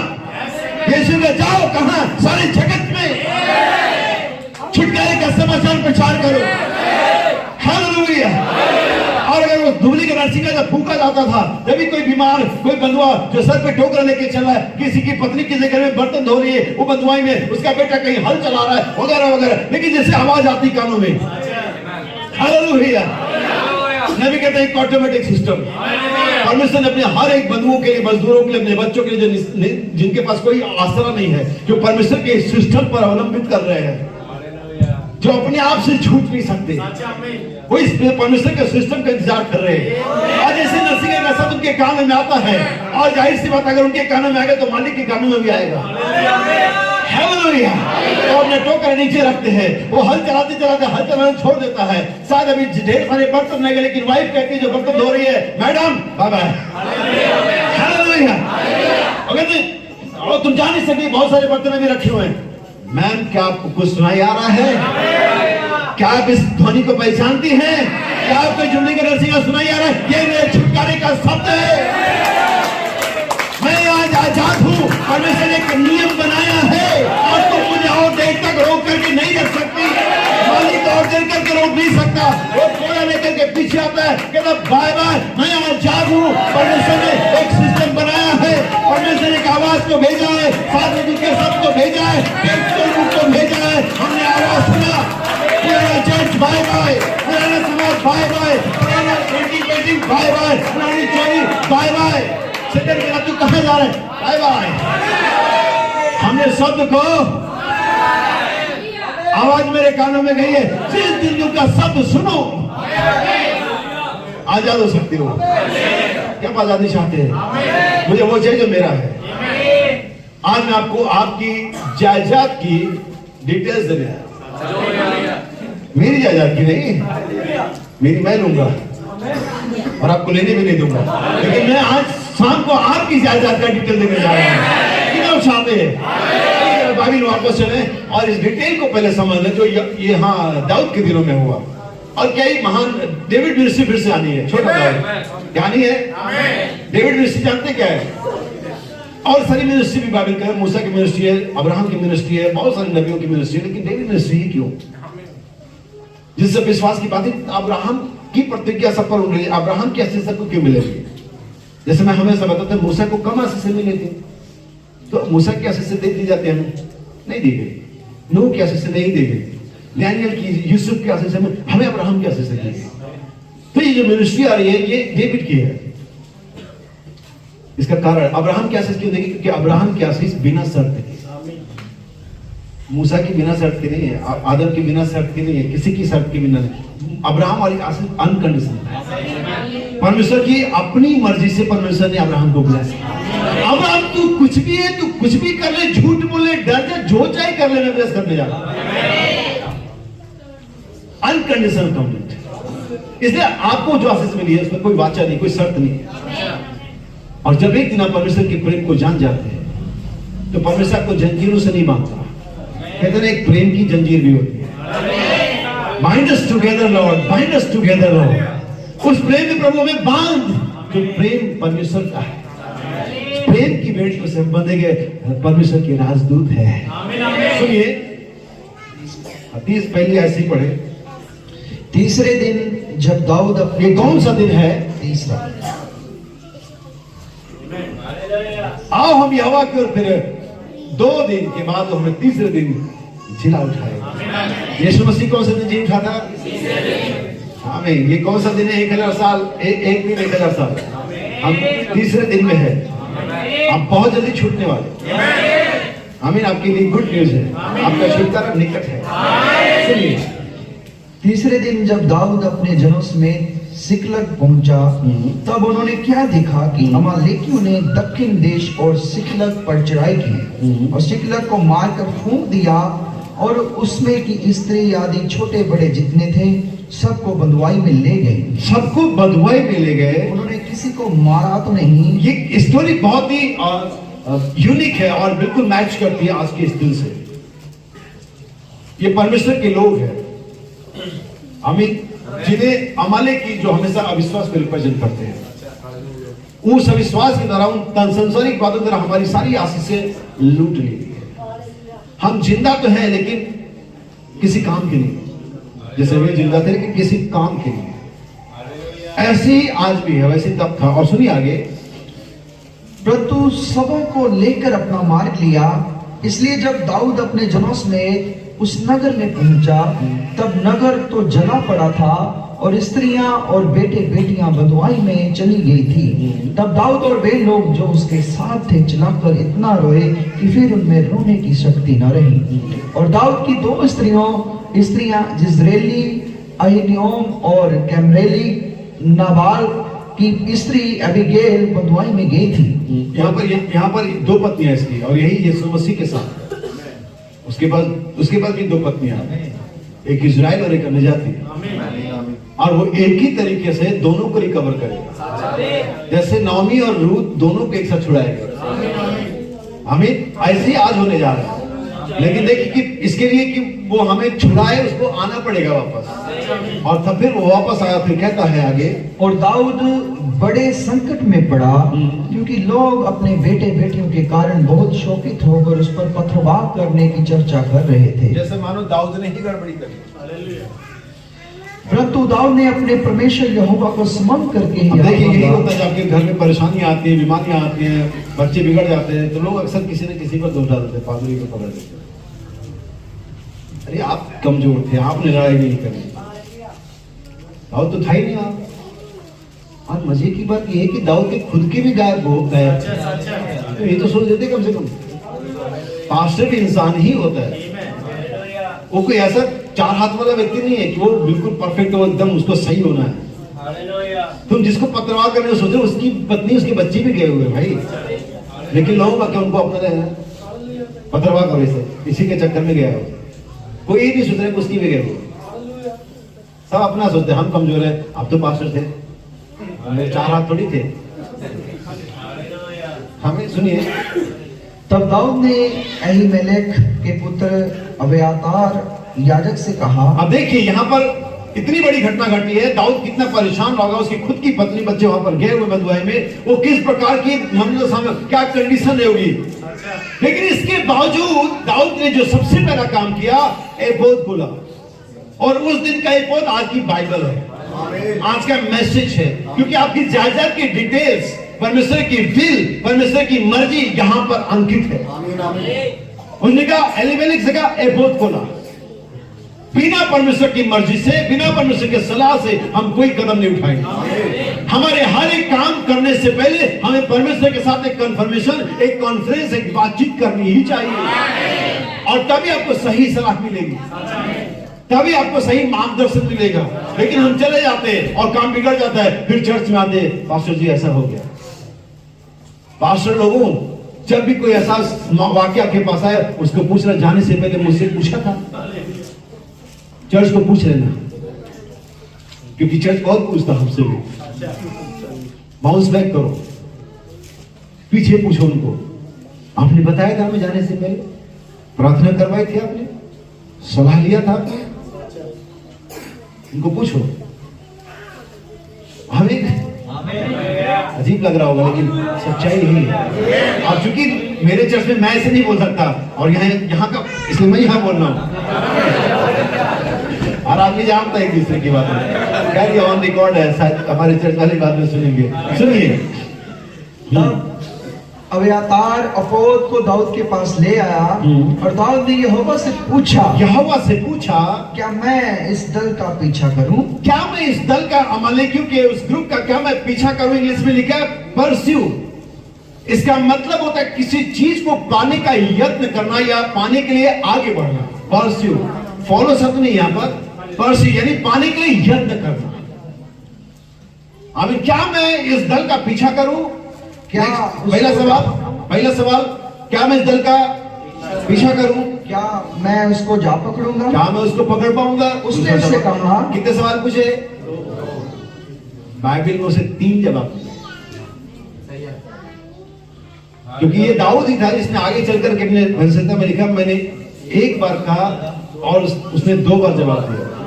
उसने एक बार बोला, मैंने 2 बार सुना। परमेश्वर ने एक बार बोला, मैंने 2 बार सुना। 2 सवाल पूछे, 3 जवाब मिला। सुनिए, क्या मैं उनका पीछा करूं? क्या मैं उनको पकड़ लूंगा? उसने उससे कहा, परमेश्वर ने उससे कहा, पीछा कर। पहला जवाब, पहला सवाल का पीछा करूं, पीछा कर, क्योंकि आपका जो कुछ भी लुट गया है, परमेश्वर कहता है परस्यू, पीछे जाओ उसके। झंडा उठाओ, तलवार उठाओ, किचन का चाकू वो उठाओ, बाइबल उठाओ, मैसेज उठाओ, और कपड़ा धोने वाला वो ठाकुर उठाओ, जो है उठाओ, पीछा करो, अपने विश्वास के लिए आगे बढ़ो, अपनी चंगाई का पीछा करो, अपने पवित्र आत्मा के धर्म का पीछा करो, सास ससुरों का पीछा करो, संदेश का पीछा करो, पकड़ लो उसे। ये तुम्हारा है, मैंने इसे तुम्हें दिया हुआ है। मैंने लूटा मेरी चंगाई को, मेरे आशीषों को, मेरे उद्धार को, मेरे आनंद को। आइए अपनी लाठी को उठाएं, वचन को उठाएं, वादे को उठाएं, और उसे कहता पीछा कर। सुनिए, पहला सवाल, पहला जवाब, क्योंकि तू निश्चय उसको पकड़ेगा। निश्चय। दूसरा, क्या मैं उनको पकड़ लूंगा? हाँ, पकड़ लेगा, और निस्संदेह सब कुछ और ना सिर्फ पीछा कर, ना सिर्फ पकड़ लेगा, तू उनको रिकवर भी कर ले आएगा। अगर आप पीछा करेंगे, आप पाने जा रहे हैं। अगर आप पीछे जाएंगे, वो आपको मिलने, ढूंढो, पहले ढूंढो, पाओगे।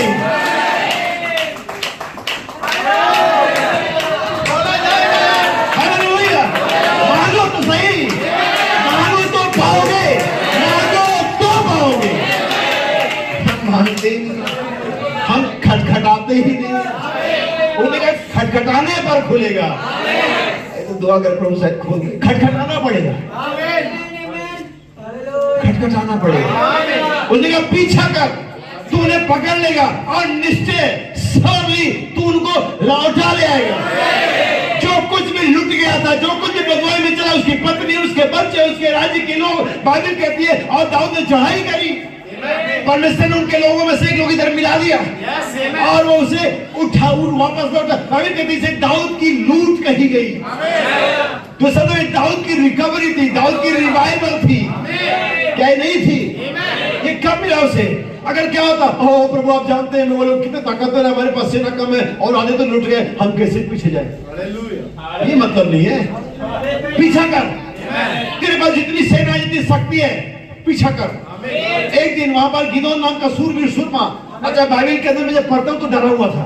बाइबल पढ़ता हूँ तो छुपा हुआ था, बाइबल पढ़ता हूँ तो कहीं कोने में घाघरे की कुंड में क्यों झाड़ रहा है, ऐसे करके लग रहा है उसका सीन गड़बड़ सा दिख रहा है, कमजोर सा दिख रहा है। लेकिन जब परमेश्वर का दूत आ रहा है कि रसूल भी सुरमा, तुम्हारी किताब क्या बोल रही है उसको मतलब नहीं है, उसकी किताब क्या बोल रही है, तुम्हारी किताब में क्या लिखा हुआ परमेश्वर को नहीं पढ़ रहा है, परमेश्वर अपनी किताब में पढ़ा कि तुम उसकी किताब में तुम्हारी पहुंच क्या है। हालेलुया। तुम्हारी किताब कहती है तो कॉमन लोग, इनको तो अनपढ़ लोग, कोई पादरी आता है इनका माइंड वॉश कर देता है, और उनकी किताब में लिखा ओ भाई तो बेकार के अनपढ़ को बाइबल को जानते तो ऐसे चीखते चिल्लाते नहीं, अगर तुम जानते तो तुम चुप नहीं रहते। हालेलुया। तुम्हारी किताब, बाबुल के राजा ने डेनियल के नाम क्या रख दिया, बेलशस्सर, उसकी किताब में, उसके राजपत्र में, उसके नेम लिस्ट में, उसके रजिस्टर में डेनियल का नाम क्या था, बेलशस्सर। परमेश्वर का दूत अपनी किताब लेकर के, मेरा तो राजकीय नाम बेलशस्सर है, हाँ तेरा राजकीय नाम जो भी होगा मुझे नहीं मालूम, मेरी किताब में नहीं लिखा हुआ। सूरवीर सुरमा गिदोन डरा हुआ है, हे सूरवीर सुरमा, आमीन। बाबिल कहती वो डर गया, दूत कहता है अपनी इसी शक्ति के साथ चला, इसमें कुछ ऐड नहीं होना, ये कम नहीं है, ये पर्याप्त है कि मैं मिधानियों को मार दूं, ये पर्याप्त है कि मैं तुझे जय दिलवा दूं, ये पर्याप्त है कि शैतान को हरा दिया जाए, इसी शक्ति के साथ चला जाए।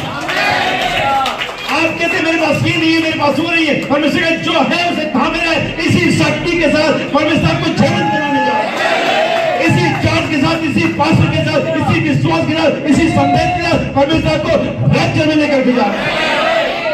पीछा कर तूने पकड़ लेगा, नसीब पकड़ेगा बल्कि लौटा भी लाएगा। ये दाऊद की रिकवरी थी।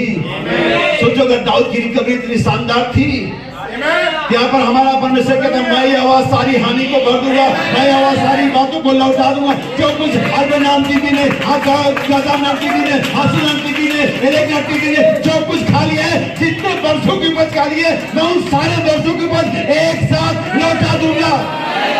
यही मैं कि 7 कलीसिया कालों का, 7 कलीसिया कालों का संदेश सद्गुण पवित्र आत्मा के द्वारा इस युग में 7 लौटाया गया है। क्या आपने सुना?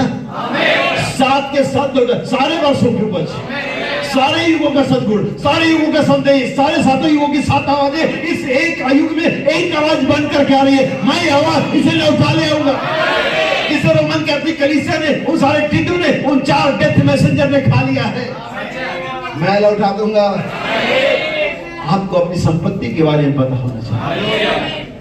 अगर आप पीछे जाएंगे कुछ मेरे ख्याल से 15-20 साल पहले एक एडवोकेट था, यहूदी वकील था, और बाइबल को पढ़ रहा था। उसने अब्राहम की स्टोरी पढ़ी जहां पर उसने मकबेला की गुफा को खरीदा था ताकि अपनी पत्नी को उसमें कब्रिस्तान करके रखे, और वो लैंड जो एरिया था वो फलस्तीनियों के कब्जे में थोड़ा बहुत था। मैं 20 साल पहले की बात बता रहा हूँ, अगर सर्च करेंगे गूगल पे आपको शायद स्टोरी मिल भी जाए। और जा करके उसने 15-16 लोगों को गोली मार दी, बोला जमीन मेरे बाप की है, मेरे बाप अब्राहम ने इसका दाम चुका है, बाइबल के में मेरे पास लिखत है। हालेलुया। आपको मालूम होना चाहिए कि जायदाद क्या है, आपको बाइबल में अपना हिस्सा मालूम होना चाहिए। नबी कहता है आप जब तक मसीह अपने स्थान को पा नहीं लेते आप रास्ते में नहीं जाएंगे। जब कलीसिया पवित्र विनम्रता को पा लेती है, जब कलीसिया भाईचारे के वृत्ति को पा लेती है, जब कलीसिया उस नम्रता व्यवहार को, उन तीनों चीजों को पा लेती है, तब कलीसिया के पास वो अन्न कहाँ आनंद होता है। वो एक दूसरे को बुलाते, आओ मेरे साथ आनंद, क्योंकि मेरा आनंद मुझे लौटा दिया गया है। उस स्त्री के बारे में क्या, जिसका एक सिक्का था, 10 थे, वो किसी नए सिक्के को नहीं ढूंढ रही थी, उसको किसी 11वें सिक्के से कोई मतलब नहीं है। वो प्लेटिनियम का है, वो गोल्ड का है, वो जो भी मेटल का है, मुझे नहीं चाहिए, मुझे मेरा 10वां चाहिए। मुझे किसी से उकाई से, किसी के धन से, किसी की कलीसिया के बढ़ोतरी से कोई मतलब नहीं। परमेश्वर ने किस प्रॉफिट को कितना ऊंचा नाम दिया, कौन टीवी पर चमक रहा है, कौन अखबार, मुझे नहीं मालूम उससे, मुझे नहीं चाहिए वो, मुझे मेरा वाला चाहिए। Hallelujah. Profit so and so, mister so and so, bishop so and so, president so and so, मुझे नहीं मतलब उससे, मेरा सिक्का। बाइबल कहती है वो जब तक उसे मिल नहीं गया, वो यत्न करके ढूंढती रही। शायद उस दो पे भाई जैसा भाई थियोफिलिस कन्वेंशन बता रहे थे, वो एक जेंटल झाड़ू नहीं लगाए थे, उन्होंने उधेड़ दिया घर को, कारपेट को उधर फेंका, सोफे को उधर सरकाया, दरी को उधर फेंका, डोरमेट को उधर फेंका, चारों तरफ नबी कहता धूल को उड़ता हुआ देख सकते। कोई तो पीछा कर रहा है अपने सिक्के का। आप संडे चर्च आते सोचते आप रैप्चर का पीछा कर रहे हैं, और यहां से निकलने के बाद फिर वही बकवास, फिर वही कहानी, फिर वही घर, फिर वही नौकरी, फिर वही दुनिया। मैं आपके दिन पीछा कर रहा हूं, मैं धूल तोड़ता हुआ नहीं देख रहा हूं, मैं नाक में मास्क तो नहीं देख रहा हूं, मैं प्रेरित तो नहीं देख रहा हूं, ये है नहीं, खाली नाम की मसीह बने बैठे हुए। पीछा कर, अब कलीसिया पीछा कर रही है अपनी सियासत का, अपने अनंत जीवन का, अपने नई देह का, अपने नए पालकपन का, अपने नए नाम का, अपने मसीह के दिन में पाए जाने वाले स्थान का, क्या हम पीछा कर रहे हैं? क्या मैं कुछ आयतें पढ़ूं? पहला तीमुथियुस 6:11 दूसरा तीमुथियुस 2:22। यहां से सुनिएगा मेरे भाई, जरूरी कि आप इन चीजों को जाने। 6:11 पर हे परमेश्वर के जन। अब आप लोग जो बाइबल आप पढ़ रहे हैं, तो मेरी सलाह यह कि आप बंद कर दीजिए, सुनिए ध्यान से। अगर डायरी तो नोट कर लीजिए, बाद में जरूर पढ़िएगा, सुनिएगा, पढ़िएगा अपने घर में, लेकिन ये सुनिए ध्यान से ताकि आप कनेक्शन से डिस्कनेक्ट ना हो जाए। जैसे आप उसमें जाएंगे इधर उधर जाएगा, आपका दिमाग डाइवर्ट हो जाएगा और आप डिस्कनेक्ट हो जाएगा, फ्लो टूट जाएगा। बाइबल कहते हैं हे परमेश्वर के जन, ये जो अनाउंसमेंट है, जो सजेशन है, ये परमेश्वर के लोगों के लिए, चर्च मेंबर के लिए नहीं है। आप सुने, कलीसिया के सदस्य के लिए ऐसा कुछ भी नहीं है, वो जो चाहे करते रहे, वो चर्च भी आए, वो संसार में भी जाए, वो जो चाहे करे। लेकिन हे परमेश्वर के जन, ओ मैन ऑफ गॉड, अगर आप परमेश्वर के जन हैं, बाइबल कुरिन्थियों के पद बताइए, जिसमें परमेश्वर का आत्मा नहीं हो, परमेश्वर का जन है। इसका अर्थ मैं समझाता हूं। यहां पुलपिट पे खड़े हैं, प्रीच कर रहा हूं, मैं कर रहा हूं, कोई भी कर रहा है, पवित्र आत्मा नहीं है, वो इसका मतलब नहीं कि पुलपिट पे परमेश्वर का जन नहीं होता। आप चर्च में बैठे हो, इसका मतलब ये नहीं है कि परमेश्वर के जन है। आप प्रचार करें, इसका मतलब ये नहीं कि परमेश्वर के जन है। आप उपवास करें, आप दशमांश दें, आप गीत गा रहे हैं, इसका कोई मतलब नहीं कि आपके अंदर में आत्मा होनी चाहिए। बिना उस आत्मा के आप किसी भी चर्च के सदस्य हो सकते हैं, तो दुनिया की सबसे महान कलीसिया हो, उसके बीच में मुर्दे जीवित किए जाते हैं, फिर भी आप नहीं है। परमेश्वर एक व्यक्ति को अपना प्रोडक्ट बनाने के लिए, अपना बनाने के लिए, ये कहने के लिए मेरा अपना आत्मा डालता है। आप किसी कलीसिया न करके परमेश्वर के जन नहीं होते हैं, आप जल में डूब करके परमेश्वर के जन नहीं होते हैं, आप आदमी वाला चोगा पहन करके परमेश्वर के जन नहीं होते हैं, आप बाइबल को हाथ में लेकर के परमेश्वर के जन नहीं होते। आप होते हैं जब आपके अंदर आत्मा होता है। चलिए सारे दिमाग से पाप को हटा देना कि मैं चर्च आता हूं, मैं प्रचार करता हूं, मैं गीत गाता हूं, मैं परमेश्वर का जन हूं। पूछना अपने आप से, क्या आपके पास पवित्र आत्मा? पवित्र आत्मा आपको परमेश्वर का प्रोडक्ट बनाता है। परमेश्वर ये आत्मा बताता है ये मेरा है, और जब एक बार आप उसके हो जाते हैं, बाइबल कहते हैं एक व्यक्ति के लिए जो उसका है, जो उसका अनॉइंटेड है, जो उसके अंदर उसका आत्मा फ्लो कर रहा है, वो राष्ट्रों को धमकी देता है, राजाओं को धमकाता है कि मेरे कलीसिया को छूना, ऐसे नहीं, मेरे एक व्यक्ति को मत छूना, मेरे अभिषिक्त को मत छूना। एक व्यक्ति के राष्ट्रों को धमका देता है वो। आपको आपकी वैल्यू नहीं पता है, परमेश्वर को आपकी वैल्यू पता है। सुनिए, ओ मैन ऑफ गॉड, हे परमेश्वर के जन, तो इन बातों से भाग, यानी किसी चीज से मैं भागना है, लेकिन मुसीबत यह है कि जिन चीजों से मैं भागना है हम उनका पीछा कर रहे हैं। ये मत सोचना क्या खाएंगे, ये मत सोचना क्या पहनेंगे, तुम उनका नहीं जानती हो, कितना दुनिया की चीजें मत मांगना, क्योंकि वो उनकी खोज में रहते हैं, लेकिन तुम्हारा पिता जानता है कि तुम्हें क्या चाहिए। हालेलुया। लेकिन हम जिन चीजों से भागना चाहिए, हम उन चीजों के पीछे जाते हैं, और जिन चीजों के पीछे जाना चाहिए हम उससे भागते हैं। हमने तो गाड़ी के आगे घोड़ा लगा रखी, घोड़े के आगे गाड़ी लगा रखी है,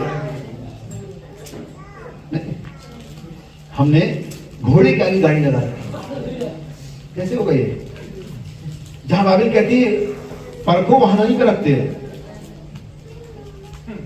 बाइबल कहती है ऐसा करके परखो, सारे दान दशमांश मेरे भंडार में लाके मुझे परखो, वहां कोई नहीं परखता, और जहां नहीं परखने का वहां पर रखता है।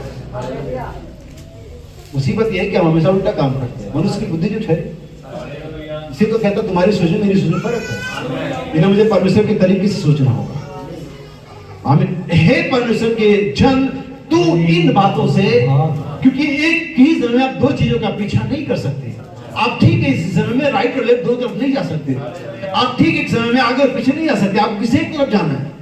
आज इस लाइफ में जो आप जी रहे हैं, आप किस चीज का पीछा कर रहे हैं? धन का, संपत्ति का, फेमस होने का, और बहुत सारा एजुकेशन लेने का, बहुत ज्यादा प्रसिद्ध हो जाने का, या परमेश्वर के अर्जन होने का? हे परमेश्वर की इन बातों से भाग। तो अगर भाग रहे तो किसी का पीछे भी करेंगे। और धर्म, भक्ति, विश्वास, प्रेम, धीरज और नम्रता का पीछा कर। दाऊद से का पीछा कर, तो वहां जो उसका लूटा था उसका पीछा करना था उसको। लेकिन यहाँ पर पौलुस अपने तीमुथियुस अपने चेलों को समझा रहा है कि इसका पीछा करना है। धर्म का, भक्ति का, मेल का, नम्रता का, प्रेम का पीछा करना है। बाइबल रोमियो की 14 अध्याय पहला वचन, प्रेम का अनुकरण करो। हम नफरत का कर रहे हैं। अगर वो मुझसे बात नहीं करता, मैं उससे बात नहीं करता। अगर वो हमारे यहाँ नहीं है तो मैं उसके नहीं जाऊंगा। बहुत सारी ऐसी चीजें समाज में, कलीसियाओं के अंदर में लोग कलीसियाओं में यहाँ तक देते कि मिनिस्टर लोग, पास्टर लोग किसी भाई और बहन को जो देखते हैं वो गलत है, वो मुंह मोड़ लेते हैं, उसको जय मसीह तक नहीं करते हैं। ऐसा लगता है कि न्याय की पूरी चाबी इनको दे दी गई है। आप मुझे बाइबल में एक जगह भी मुझे बताओ कि यीशु मसीह ने कभी किसी चोर को, किसी व्यभिचारी को, किसी ऐसे व्यक्ति को जो ऐसा कमजोर था, दुर्बल था, उससे मुंह मोड़ा, बल्कि यीशु ने उनसे प्रेम किया। आपको जानकारी बताओ, यीशु मसीह पर 3 दोष थे मुख्य रूप से। तीसरा बताता हूं, 2 आप ढूंढ लेना। पापियों का मित्र हम क्या है? अरे पापियों से नहीं, उसका जय मसीह मत देना। अच्छा, तुम यीशु मसीह को प्रेजेंट कर रहे हो। यीशु तुम्हारे जैसा था। एक बात आपको बता दो, चर्च जितने भी लोग हैं, स्पेशली मिनिस्टर्स, यीशु मसीह उतना ही महान है जितना आप पेश करते हो। आप कितना पेश कर पाते हो?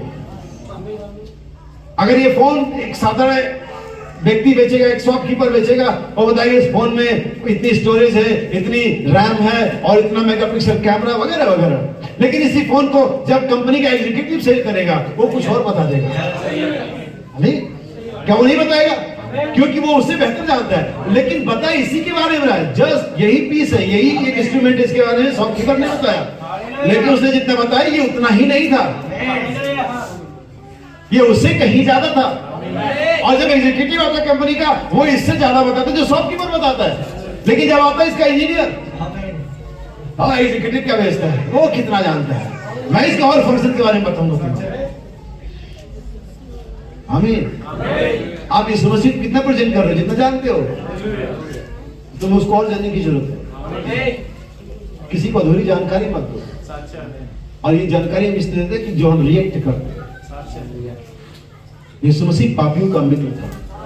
बाइबल कहते हैं किसी की अविश्वास पर शंका मत करो, बल्कि उसको अपनी संगति दो, ताकि जो कमजोरियां उसमें है वो हट जाए, ताकि तुम्हारी आत्मा का अभिषेक उस पर आ जाए। तुम भी तो सही है ना, तुम तो यकीन करते हो, तुम तो कॉन्फिडेंट हो, तुम्हारा वाला सही है, उसको अपने पास ले आओ, उसको अपनी संगति में रखो, उसको चर्च लेकर के जाओ, उससे प्रभु के उसको ये दिलाओ ऐसा कि वो गलतियों से फिर सकता है, परमेश्वर अनुग्रहकारी उसे माफ कर दे।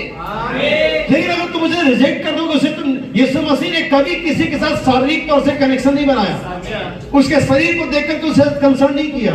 यीशु मसीह अंदर देखता था हमेशा। यीशु मसीह हमेशा अंदर देखता था, जो बाहर दिखता था उससे यीशु मसीह संपर्क नहीं बनाता था कभी भी। लेकिन हमारी प्रॉब्लम है जो ह्यूमन, हमारी प्रॉब्लम ये जो हम देख रहे हैं, ये तो व्यभिचारिणी स्त्री है, ये तो झूठ बोलता है, ये तो ऐसा है, ये तो वैसी है, ये तो वैसा है। आप कभी अंदर गए? आप जान नहीं सकते ना। भावनम कहते एक दिन गवर्नर हमेशा बाल कटे स्त्रियों के खिलाफ हुआ करते थे, है होना भी चाहिए, हम भी है। लेकिन जब एक दिन किसी चर्च में गए तो पर पाए कि स्त्री पियानो बजा रही थी, उसके कपड़े बहुत अच्छे नहीं थे और उसके बाल कटे हुए थे। लेकिन भाई बहनों के पास चूंकि आत्माओं के परख का वरदान था, जब हाथ मिला तब भाई बहनों ने कहा कि वही भली स्त्री हमें, क्योंकि भाई बहनों ही थे जो एक बार उस रेस्टोरेंट में धोखा खा चुके थे। आपने सुना, मैंने कहा भाई बहनों धोखा खा चुके थे, मुझे कोई गुरेज नहीं कहने के लिए। नबी धोखा खाते, बाइबल कहते हो नबियों को मूर्ख ठहरा देता नहीं, वो ऐसा कर देता है, वो ऐसा कर सकता है, वो परमेश्वर जो चाहे कर सकता है, वो अपनी मर्जी का मालिक है। सो भाई बहन, मैंने पहले रेस्टोरेंट धोखा खा चुके थे, इस बार धोखा नहीं खाना। पहले हाथ मिलाया, देखा, पाया एक स्त्री अच्छी आत्मा की थी, भाई बहन ने उसको संदेश दिया, काम नहीं किया। लेकिन हम देखे, अच्छा पौलुस के बारे में कितने लोग बिलीव करते थे कि कन्वर्ट हो सकता था। साउल कभी कन्वर्ट होगा, उनको कभी सपने भी नहीं आया, कोई सब दर्शन भी नहीं मिला होगा जीवन में, क्योंकि साउल कन्वर्ट हो गया। वो सामरी स्त्री कन्वर्ट होगी, क्योंकि चेलों को कभी यकीन नहीं। जब भी वो मरियम मगदलीनी वहां पार्टी में होगी, तो अगर चेले भी कहीं छुप छुपा के इधर तो दाएं बाएं से आ गए, काम खराब हो गया, ये भी आ गया। तो ये हमारी सोच है, लेकिन हमें चाहिए कि हम परमेश्वर के जैसा मसीह व्यवहार करता है वैसे लोग सब व्यवहार करें। आप पाएंगे कि आपका प्रेम, अच्छा कितने लोगों ने कभी पढ़ा कि सबसे ग्रेटेस्ट जो वेपन है वो लव है। सबसे मजबूत हथियार क्या है? इस्तेमाल क्यों नहीं करते? मेरा सवाल सिर्फ इतना है, मालूम है तुम्हें भी, मालूम है मुझे भी, इस्तेमाल क्यों नहीं करते? तलवार म्यान में रखे रहते हो, प्रेम बड़ा हथियार, इस्तेमाल करो ना। फिर तुम तो जुबान, तीखी जुबान इस्तेमाल करते हो। हथियार प्रेम है, इस्तेमाल जुबान करते हो। जो हथियार है वही इस्तेमाल करो। जो सबसे महान हथियार है, जो लव है, greatest force in the world is love. Example के द्वारा बताता हूं, बाइबल से बताता हूं। पुराने नियम में यीशु के आने से पहले परमेश्वर नियम कानून, ये करो तो ये होगा, ये करो तो ये होगा, ये करो ये तो होगा, ये नहीं करोगे तो ये होगा, ये नहीं करोगे तो ये होगा। और वो नियम पर नियम, कानून पर कानून, और ये और वो, और लोग बिगाड़ते चले गए, लोग सुधरे नहीं। इजराइली कभी नहीं सुधरे, क्योंकि परमेश्वर को ऊपर एक चाबुक लेके खड़ा था, व्यवस्था, ये नहीं छूना, वो नहीं खाना, ये नहीं देखना, उधर नहीं जाना। यार ऐसे में बंधा हुआ कुत्ता कटख नहीं होता है। ऐसे व्यक्ति की मुझे माफ कर, लेकिन होता यही है। परमेश्वर ने देखा यार मामला बन नहीं रहा है, मैं जितना इनको सुधारना चाह रही बिगड़ती चलेगा। परमेश्वर ने होल कॉन्सेप्ट को चेंज किया, नहीं अब और नहीं, अब मैं इनको और व्यवस्था नहीं ना दूंगा। परमेश्वर प्रेम के नीचे उतर, परमेश्वर का प्रेम यीशु की शक्ल में जाहिर हुआ। यीशु कुछ और नहीं, परमेश्वर के महान प्रेम का प्रकटीकरण है। He is the token, he is the love of God। यीशु परमेश्वर के प्रेम का एक चिन्ह है, एक प्रतीक है कि यीशु परमेश्वर यीशु रूप के प्रेम में नीचे उतरा, उसने प्रेम किया जगह से। जो यहूदी 80 लाख आदमी उन दिनों में और कम रहे होंगे, अब यीशु मसीह के प्रेम के द्वारा 3.5 अरब है। भले नाम के हैं, भले नाम के क्रिश्चियन तो है, कहलाते तो यीशु के, लेकिन उस प्रेम के द्वारा इतने कन्वर्ट हो गए। व्यवस्था के द्वारा 80 लाख ही रहे। Love is the greatest force, greatest weapon. हे परमेश्वर के जन, तू इन बातों से भाग, धर्म, भक्ति, मेल, प्रेम इत्यादि का क्या कर, पीछा करने के लिए तैयार है। 2-4 और आयतें पढ़ूंगा। सेकंड तिमोथी चैप्टर 2 वर्स 22, सारे दो ही है ये। जवानी की अभिलाषा से भाग, जवानी की अभिलाषा से भाग। हाँ, लेकिन जवान इसी के पीछे पड़े हुए, डोले सोले बनने चाहिए, और कर्स, यहाँ तक टी शर्ट पहनो, कर्स दिखने चाहिए। मैं टी शर्ट पहने के उसमें नहीं, लेकिन आपका मकसद ये है। आमीन। जवानी की, अब लड़कियां फॉलो कर रहे हैं हॉलीवुड को, लड़के फॉलो कर रहे हैं क्रिकेट को, बॉलीवुड को, हॉलीवुड को। हर तरह उनके व्हाट्सएप पर, उनके टेलीविजन पर, उनके हर जगह देखोगे आपको वो चिन्ह दिखाई देगा जिसको पीछा कर रहे हैं। हे जवानी के अंदर पाए जाने वाले लोगों, बाइबल कहती है अपने सृजनहार को पहचानो कि तुमने, परमेश्वर ने तुम्हें किस मकसद के लिए जवानी दी। बाइबल के पास एक व्यक्ति आया, एक लड़का आया। बाइबल शायद उस समय 40 से 45 साल के रहे होंगे, 50 के आसपास रहे होंगे। बाइबल से कहते आप जैसी उम्र में ये बातें प्रचार करना अच्छा है। जिस उम्र में आप है, आप ठीक प्रचार कर रहे हैं, लेकिन आपको मालूम नहीं कि हम जैसे लोग की क्या फीलिंग है। जैसा स्टेटमेंट मैंने दिया था, जैसे कि लोग हमारे, अब तो आपकी शादी हो गई और 45 साल के हो गए, तो ऐसा नहीं था कि मैं एक दिन 18 साल का सोया उठा तो मैं अचानक 45 साल का हो गया। मैं ठीक 19, 20, 21 होकर गया। भाई वर्णन भी कहते बच्चे तेरी उम्र कितनी? 22 साल। उन्होंने कहा मैं 21 साल से यही संदेश प्रचार कर रहा हूँ। मेरी 21 साल की उम्र थी, मैं यही बातें प्रचार कर रहा हूँ। हालेलुया। और परमेश्वर का अनुग्रह, धन्यवाद हो कि मैं भी लगभग 22 साल की उम्र से यही प्रचार कर रहा हूँ। हालेलुया। हालेलुया। सो जवानी के अभिलाषों से भाग, लेकिन पीछे इसी का करे रहे लड़के लड़कियां, पीछे किसका करना है? और शुद्ध मन से नाम लेते हैं, उनके साथ धर्म और विश्वास और प्रेम और मेल मिलाप का पीछा कर, प्रेम का पीछा कर, मेल मिलाप ढूंढो, डिस्प्यूट मत ढूंढो। कैसे मेल मिलाप ही ढूंढो। परमेश्वर यीशु मसीह उनको नहीं देख रहा था जो ठीक थे, परमेश्वर उनको देख रहे जो खराब थे। परमेश्वर भरे हुए पात्रों को नहीं ढूंढ रहा था, परमेश्वर खाली पात्रों को ढूंढ रहा था ताकि उन्हें भर सके।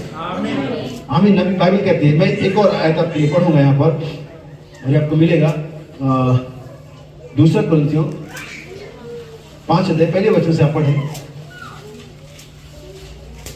ध्यान देना, नबी ने एक एग्जाम्पल दिया। भाई ब्रैनम कहते हैं अदन की वाटिका में हव्वा को जो वस्त्र पहनाया गया था वो वास्तव में दुनियावी वस्त्र नहीं था, लिटरल नहीं था, वो स्पिरिचुअल था। उसको विश्वास का, संयम का और इस तरह की पवित्रता का वस्त्र पहनाया गया, तो उसको कुछ निश्चित सद्गुण दिए गए थे। लेकिन भाई ब्रैनम कहता है कि हव्वा तब तक उतारती चलेगी जब तक कि पूरी नंगी नहीं हुई।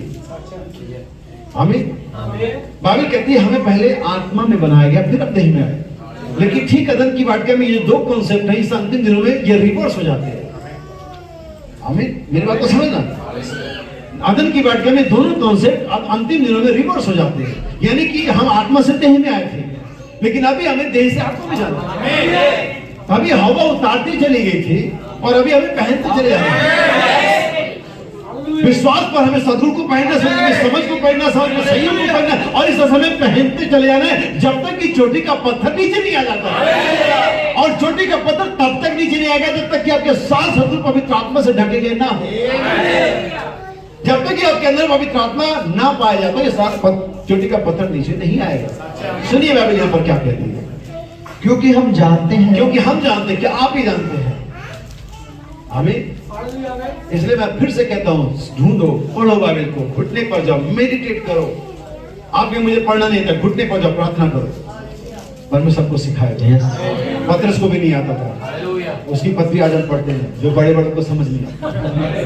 आमीन। सुनिए, जब हमारा पृथ्वी पर का डेरा सरीखा घर गिराया जाएगा, ये गिरेगा जरूर, तो हमें परमेश्वर की डेकोरेट कर लो इसे, टैक्सीकोडो पहनो, रोलेक्स की घड़ी पहनो, और जो भी वो अरवानी के सूट पहनो, और जो भी पहनना है पहन लो। ये गिरेगा जरूर, ये धोखा दे जाएगा, क्योंकि मरणहार है। ये डेथ इनबिल्ट रिचार्ज के साथ आया है, रोक नहीं पाओगे। टिक टिकी चल रही है, अभी भी चल रही है। आमीन। ये धोखा दे जाएगा, क्योंकि सुनिए, जब पृथ्वी पर का डेरा सरीखा घर गिराया जाए, गिराया ही जाएगा, तो हमें परमेश्वर की ओर से, क्योंकि हमारे पास एक पहले से तैयार है और इसी का तो पीछा करना है। हमें पहले हमें परमेश्वर की ओर से स्वर्ग पर एक ऐसा भवन मिलेगा, एक ऐसा भवन मिलेगा जो हाथों से बना हुआ घर नहीं, जी हाँ, परंतु चिरस्थायी है। क्योंकि वो क्या है, हमेशा का है, परमानेंट है, ये टेम्पररी है। अगर आपको एक किराए के मकान में रहना हो तो आप उस किराए के मकान की कितना केयर करेंगे? दीवारें उधड़ रही है, लीकेज हो रही है, वगैरह वगैरह, ठीक है, आज रहना, कल दूसरा ढूंढ लेंगे जब आप, लेकिन आपको अपना हो। सीरन का एक ड्रॉप देखते ही आप काम पे लग जाएंगे। और हम क्या कर रहे हैं, किराए के मकान पे खुद देखभाली हो रही है, और टेम्परेरी जो मिलने वाला है उसके लिए कोई दुआ नहीं, कोई प्रार्थना नहीं, कोई अपेक्षा नहीं, कोई जुनून नहीं, जो हमेशा का है। सुनिए, इसमें तो हम कहते और बड़ी लालसा रखते हैं, इसमें तो हम कहते और बड़ी लालसा रखते, अमीर हो, गरीब हो, अनपढ़ हो, पढ़ा लिखा हो, स्त्री सुंदर हो, स्त्री बदसूरत हो, आदमी जवान हो, आदमी बूढ़ा, हर समय कोई ना कोई डिमांड रहती है, हर समय कोई ना कोई परेशानी, हर समय दिक्कत रहती है। स्त्री, मनुष्य जो स्त्री से उत्पन्न हुआ थोड़े दिनों का, दुख से भरा, आप टाल नहीं सकते इसे। जवान को दुख ऐसी, जवानी को कैसे मेंटेन करे, बूढ़े को प्रॉब्लम यह है कि बुढ़ापे में कैसे सरवाइव करे, धनवान को प्रॉब्लम यह है कि धन को सुरक्षित कैसे करे, गरीब को धन पाए कैसे। हर एक व्यक्ति दिक्कत में है। अगर कोई व्यक्ति दिक्कत में नहीं है तो जो यीशु मसीह पर विश्वास, जिसने अपने आप को परमेश्वर के अंदर में लंगर डाल दिया है वो बस दिक्कत में नहीं है। सुनिए कि अपने स्वर्गीय घर को पहन ले। किस घर को पहन ले? हाँ जी, कि इसके पहनने से हम नंगे ना पाए जाएं। इसके हम पहनने से नंगे ना पाए जाए, यानी कि जब तक कि वो स्वर्गीय घर इस घर को ढकता नहीं है, वो स्वर्गीय वातावरण, वो स्वर्गीय सद्गुण, वो स्वर्गीय डिवाइन नेचर जब तक हमारे जीवन में नहीं आता है, हम परमेश्वर के सामने वैसे ही जैसे आदम हवा थे। उनको लगा वो लपेट लेके पत्नी तो करके वो परमेश्वर के सामने बच जाएंगे। ये आपको मालूम है हमारे पास अल्ट्रासाउंड, सीटी स्कैन, एमआरआई है, वो आपकी हड्डियों को चीरते हुए ऑर्गन तक पहुंचा, और ये विज्ञान ने बनाया है जो आपके मांस को चीर करके नीचे तक पहुंच जाते हैं। और हम कहते हैं परमेश्वर में नहीं देखता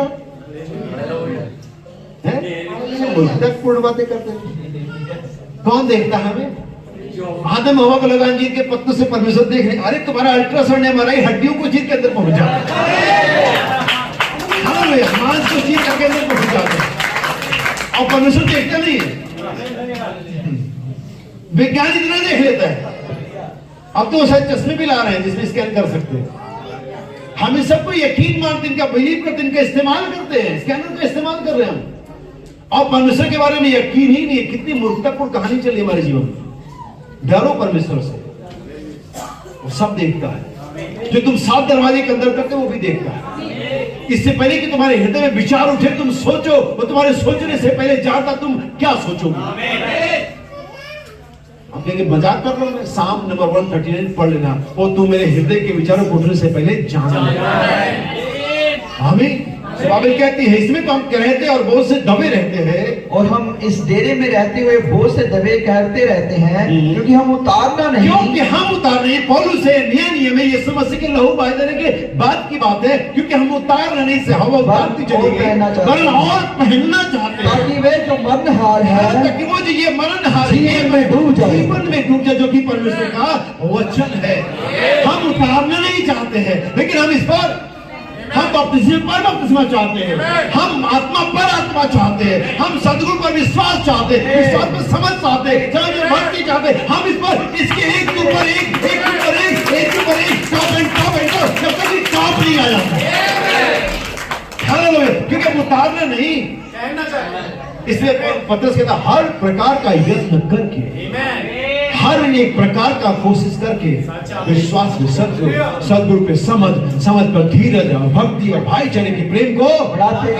अगर ये बातें तुम में वर्तमान रही, और न सिर्फ इतनी वर्तमान रहे लेकिन ये बढ़ती चली जाए, तुम्हारा विश्वास जो कल था उसे अधिक आज होना चाहिए, तुम्हारे पास जितना कल शुरू था उसे अधिक आज होना चाहिए, कल जितना धीरज था उसे अधिक क्योंकि बढ़ती जानी चाहिए, क्योंकि ये लिविंग स्टोन्स है, ये जीवित वचन है, ये एक अगर जीवित है तो बढ़ेगा। इस पुलपिट के अंदर में कोई लाइफ नहीं, सो इसी साइज का है अभी तक, लेकिन इस पुलपिट के पीछे बहुत सारे लोग फट और बढ़ गए, क्योंकि हमारे पास लाइफ है, लेकिन जिसमें लाइफ है वो बढ़ेगा। अगर परमेश्वर का वचन है बढ़ेगा, वो बढ़ेगा बढ़ेगा, और तब तक बढ़ेगा जब तक कि परमेश्वर के डीगल को प्राप्त नहीं कर लेता। तो नबी क्या कहते हैं, संदेश दृढ़ता, नबी कहता है पैराग्राफ नंबर 105, परमेश्वर ने ऐसा कहा, अगर ये 125 साल है तो इससे कोई फर्क नहीं पड़ता, वो इसे किसी भी तरह से करेगा। बाइबल में कहता है परमेश्वर का मामला खत्म हो गया, चाहे 100 साल 125 साल लग जाए वो इसे करके रहेगा। आमीन। अगर इसे परमेश्वर ने कहा यह होकर रहेगा, चाहे 100 साल से 125 साल लग जाए, इससे कोई फर्क नहीं पड़ता, वो इसे किसी भी तरह करेगा। देखिए दृढ़ता, पीछा करिए, पीछा करना, आपने इस पर कब्जा कर लिया है।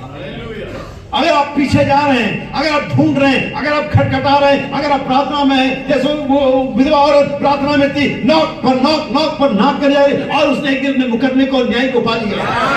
हालेलुया। अगर आप पीछा करेंगे, अगर आप प्रार्थना में जाएंगे, एक दिन आप इन गजराओं के रहस्य को पा जाएंगे। हालेलुया। जब भाई कॉलमैन ने संदेशों को पढ़ना शुरू किया और उन्होंने पढ़ा, और वो उसने कहा टेप को बताते जाओगे, क्योंकि सारे टेप्स और बुक्स के अंदर वो बातें कंटेन की गई है। उठाने का विश्वास टेप्स में, गेदरा का प्रकाशन टेप्स में, मोरा का प्रकाशन टेप्स में, और वो बस टेप को सुनते रहे। कोई तो खलियान में होगा, कोई तो खेत में होगा, कोई तो बाथरूम में, बस वो समय आ गया। हालेलुया। डैनियल के नाम का प्रचारक पवित्र आत्मा के बारे में सोच रहा था, चर्चा का सुना था, और सोचते सोचते एक दिन अपने खेत में घुटने पर गया। वो मुझे अभी ये चाहिए। उसने पीछा किया, उसने पा लिया। दाऊद ने पीछा किया, दाऊद ने पा लिया। आप पीछा करने जा रहे हैं क्या? नबी कहता है दृढ़ता, दृढ़ता, पीछा करना, पीछा करना। आपने इस पर कब्जा कर लिया है। पतंग उड़ाने वाले छोटे लड़की की तरह यह कहां है? उन्होंने कहा मुझे नहीं पता, लेकिन ये कहीं बाहर है, पतंग को कटी है। हालेलुया। और उसे कहीं ना कहीं होना चाहिए, ढूंढेंगे। हालेलुया। नबी कहता बस इतना ही, यह पुरुष या स्त्री जो परमेश्वर का वचन ग्रहण करता है, वो स्त्री और पुरुष जो परमेश्वर का वचन ग्रहण करता है, उसके पास कुछ पकड़ है। भाई ने मन से बताया, जब एक लड़का पतंग उड़ा था, पतंग बहुत हाइट में चली गई, शायद उसका कलर कुछ लाइट कलर था, आसमानों के कलर में खो गई और नीचे से कुछ दिख नहीं रहा था। दो चार लोग उसके साथ ही आ गए और तुम्हें क्या कर रहे से हो? उसने कहा मुझे, मैं पतंग उड़ा रहा हूं। हमें पतंग को नहीं दिख रही है। ओके, शायद तुम्हें नहीं दिख रही है, इनफैक्ट मुझे भी नहीं दिख रही है, लेकिन मेरे हाथ में डोरी है। मैं एक प्रेशर को, एक दबाव को क्या कर रहा हूं? अनुभव कर रहा हूं। नबी कहता हुए स्त्री और पुरुष जिनके हाथ में डोरी है, उन्होंने जिन्होंने वचन को पकड़ा हुआ है, ये प्रेशर को अनुभव कर रहे हैं, आसान विश्वास को अनुभव कर रहे हैं, वो यीशु को अनुभव कर रहे हैं, वो पवित्र आत्मा के दबाव को अनुभव कर रहे हैं। ये जानते हैं हाँ ये बात सही है, आप आगे पा जाएंगे। हालेलुया। नबी कहता है इसलिए पुरुष जिन्होंने परमेश्वर का वचन पकड़ रखा, उनके पास कुछ पकड़ है। नबी कहता आपका लंगर पर्दे के अंदर है। हालेलुया।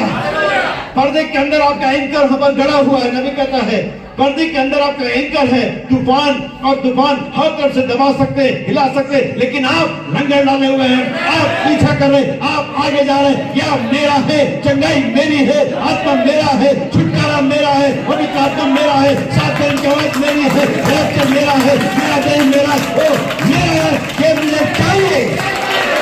आइए पीछा करें। भगवान को आशीष दे।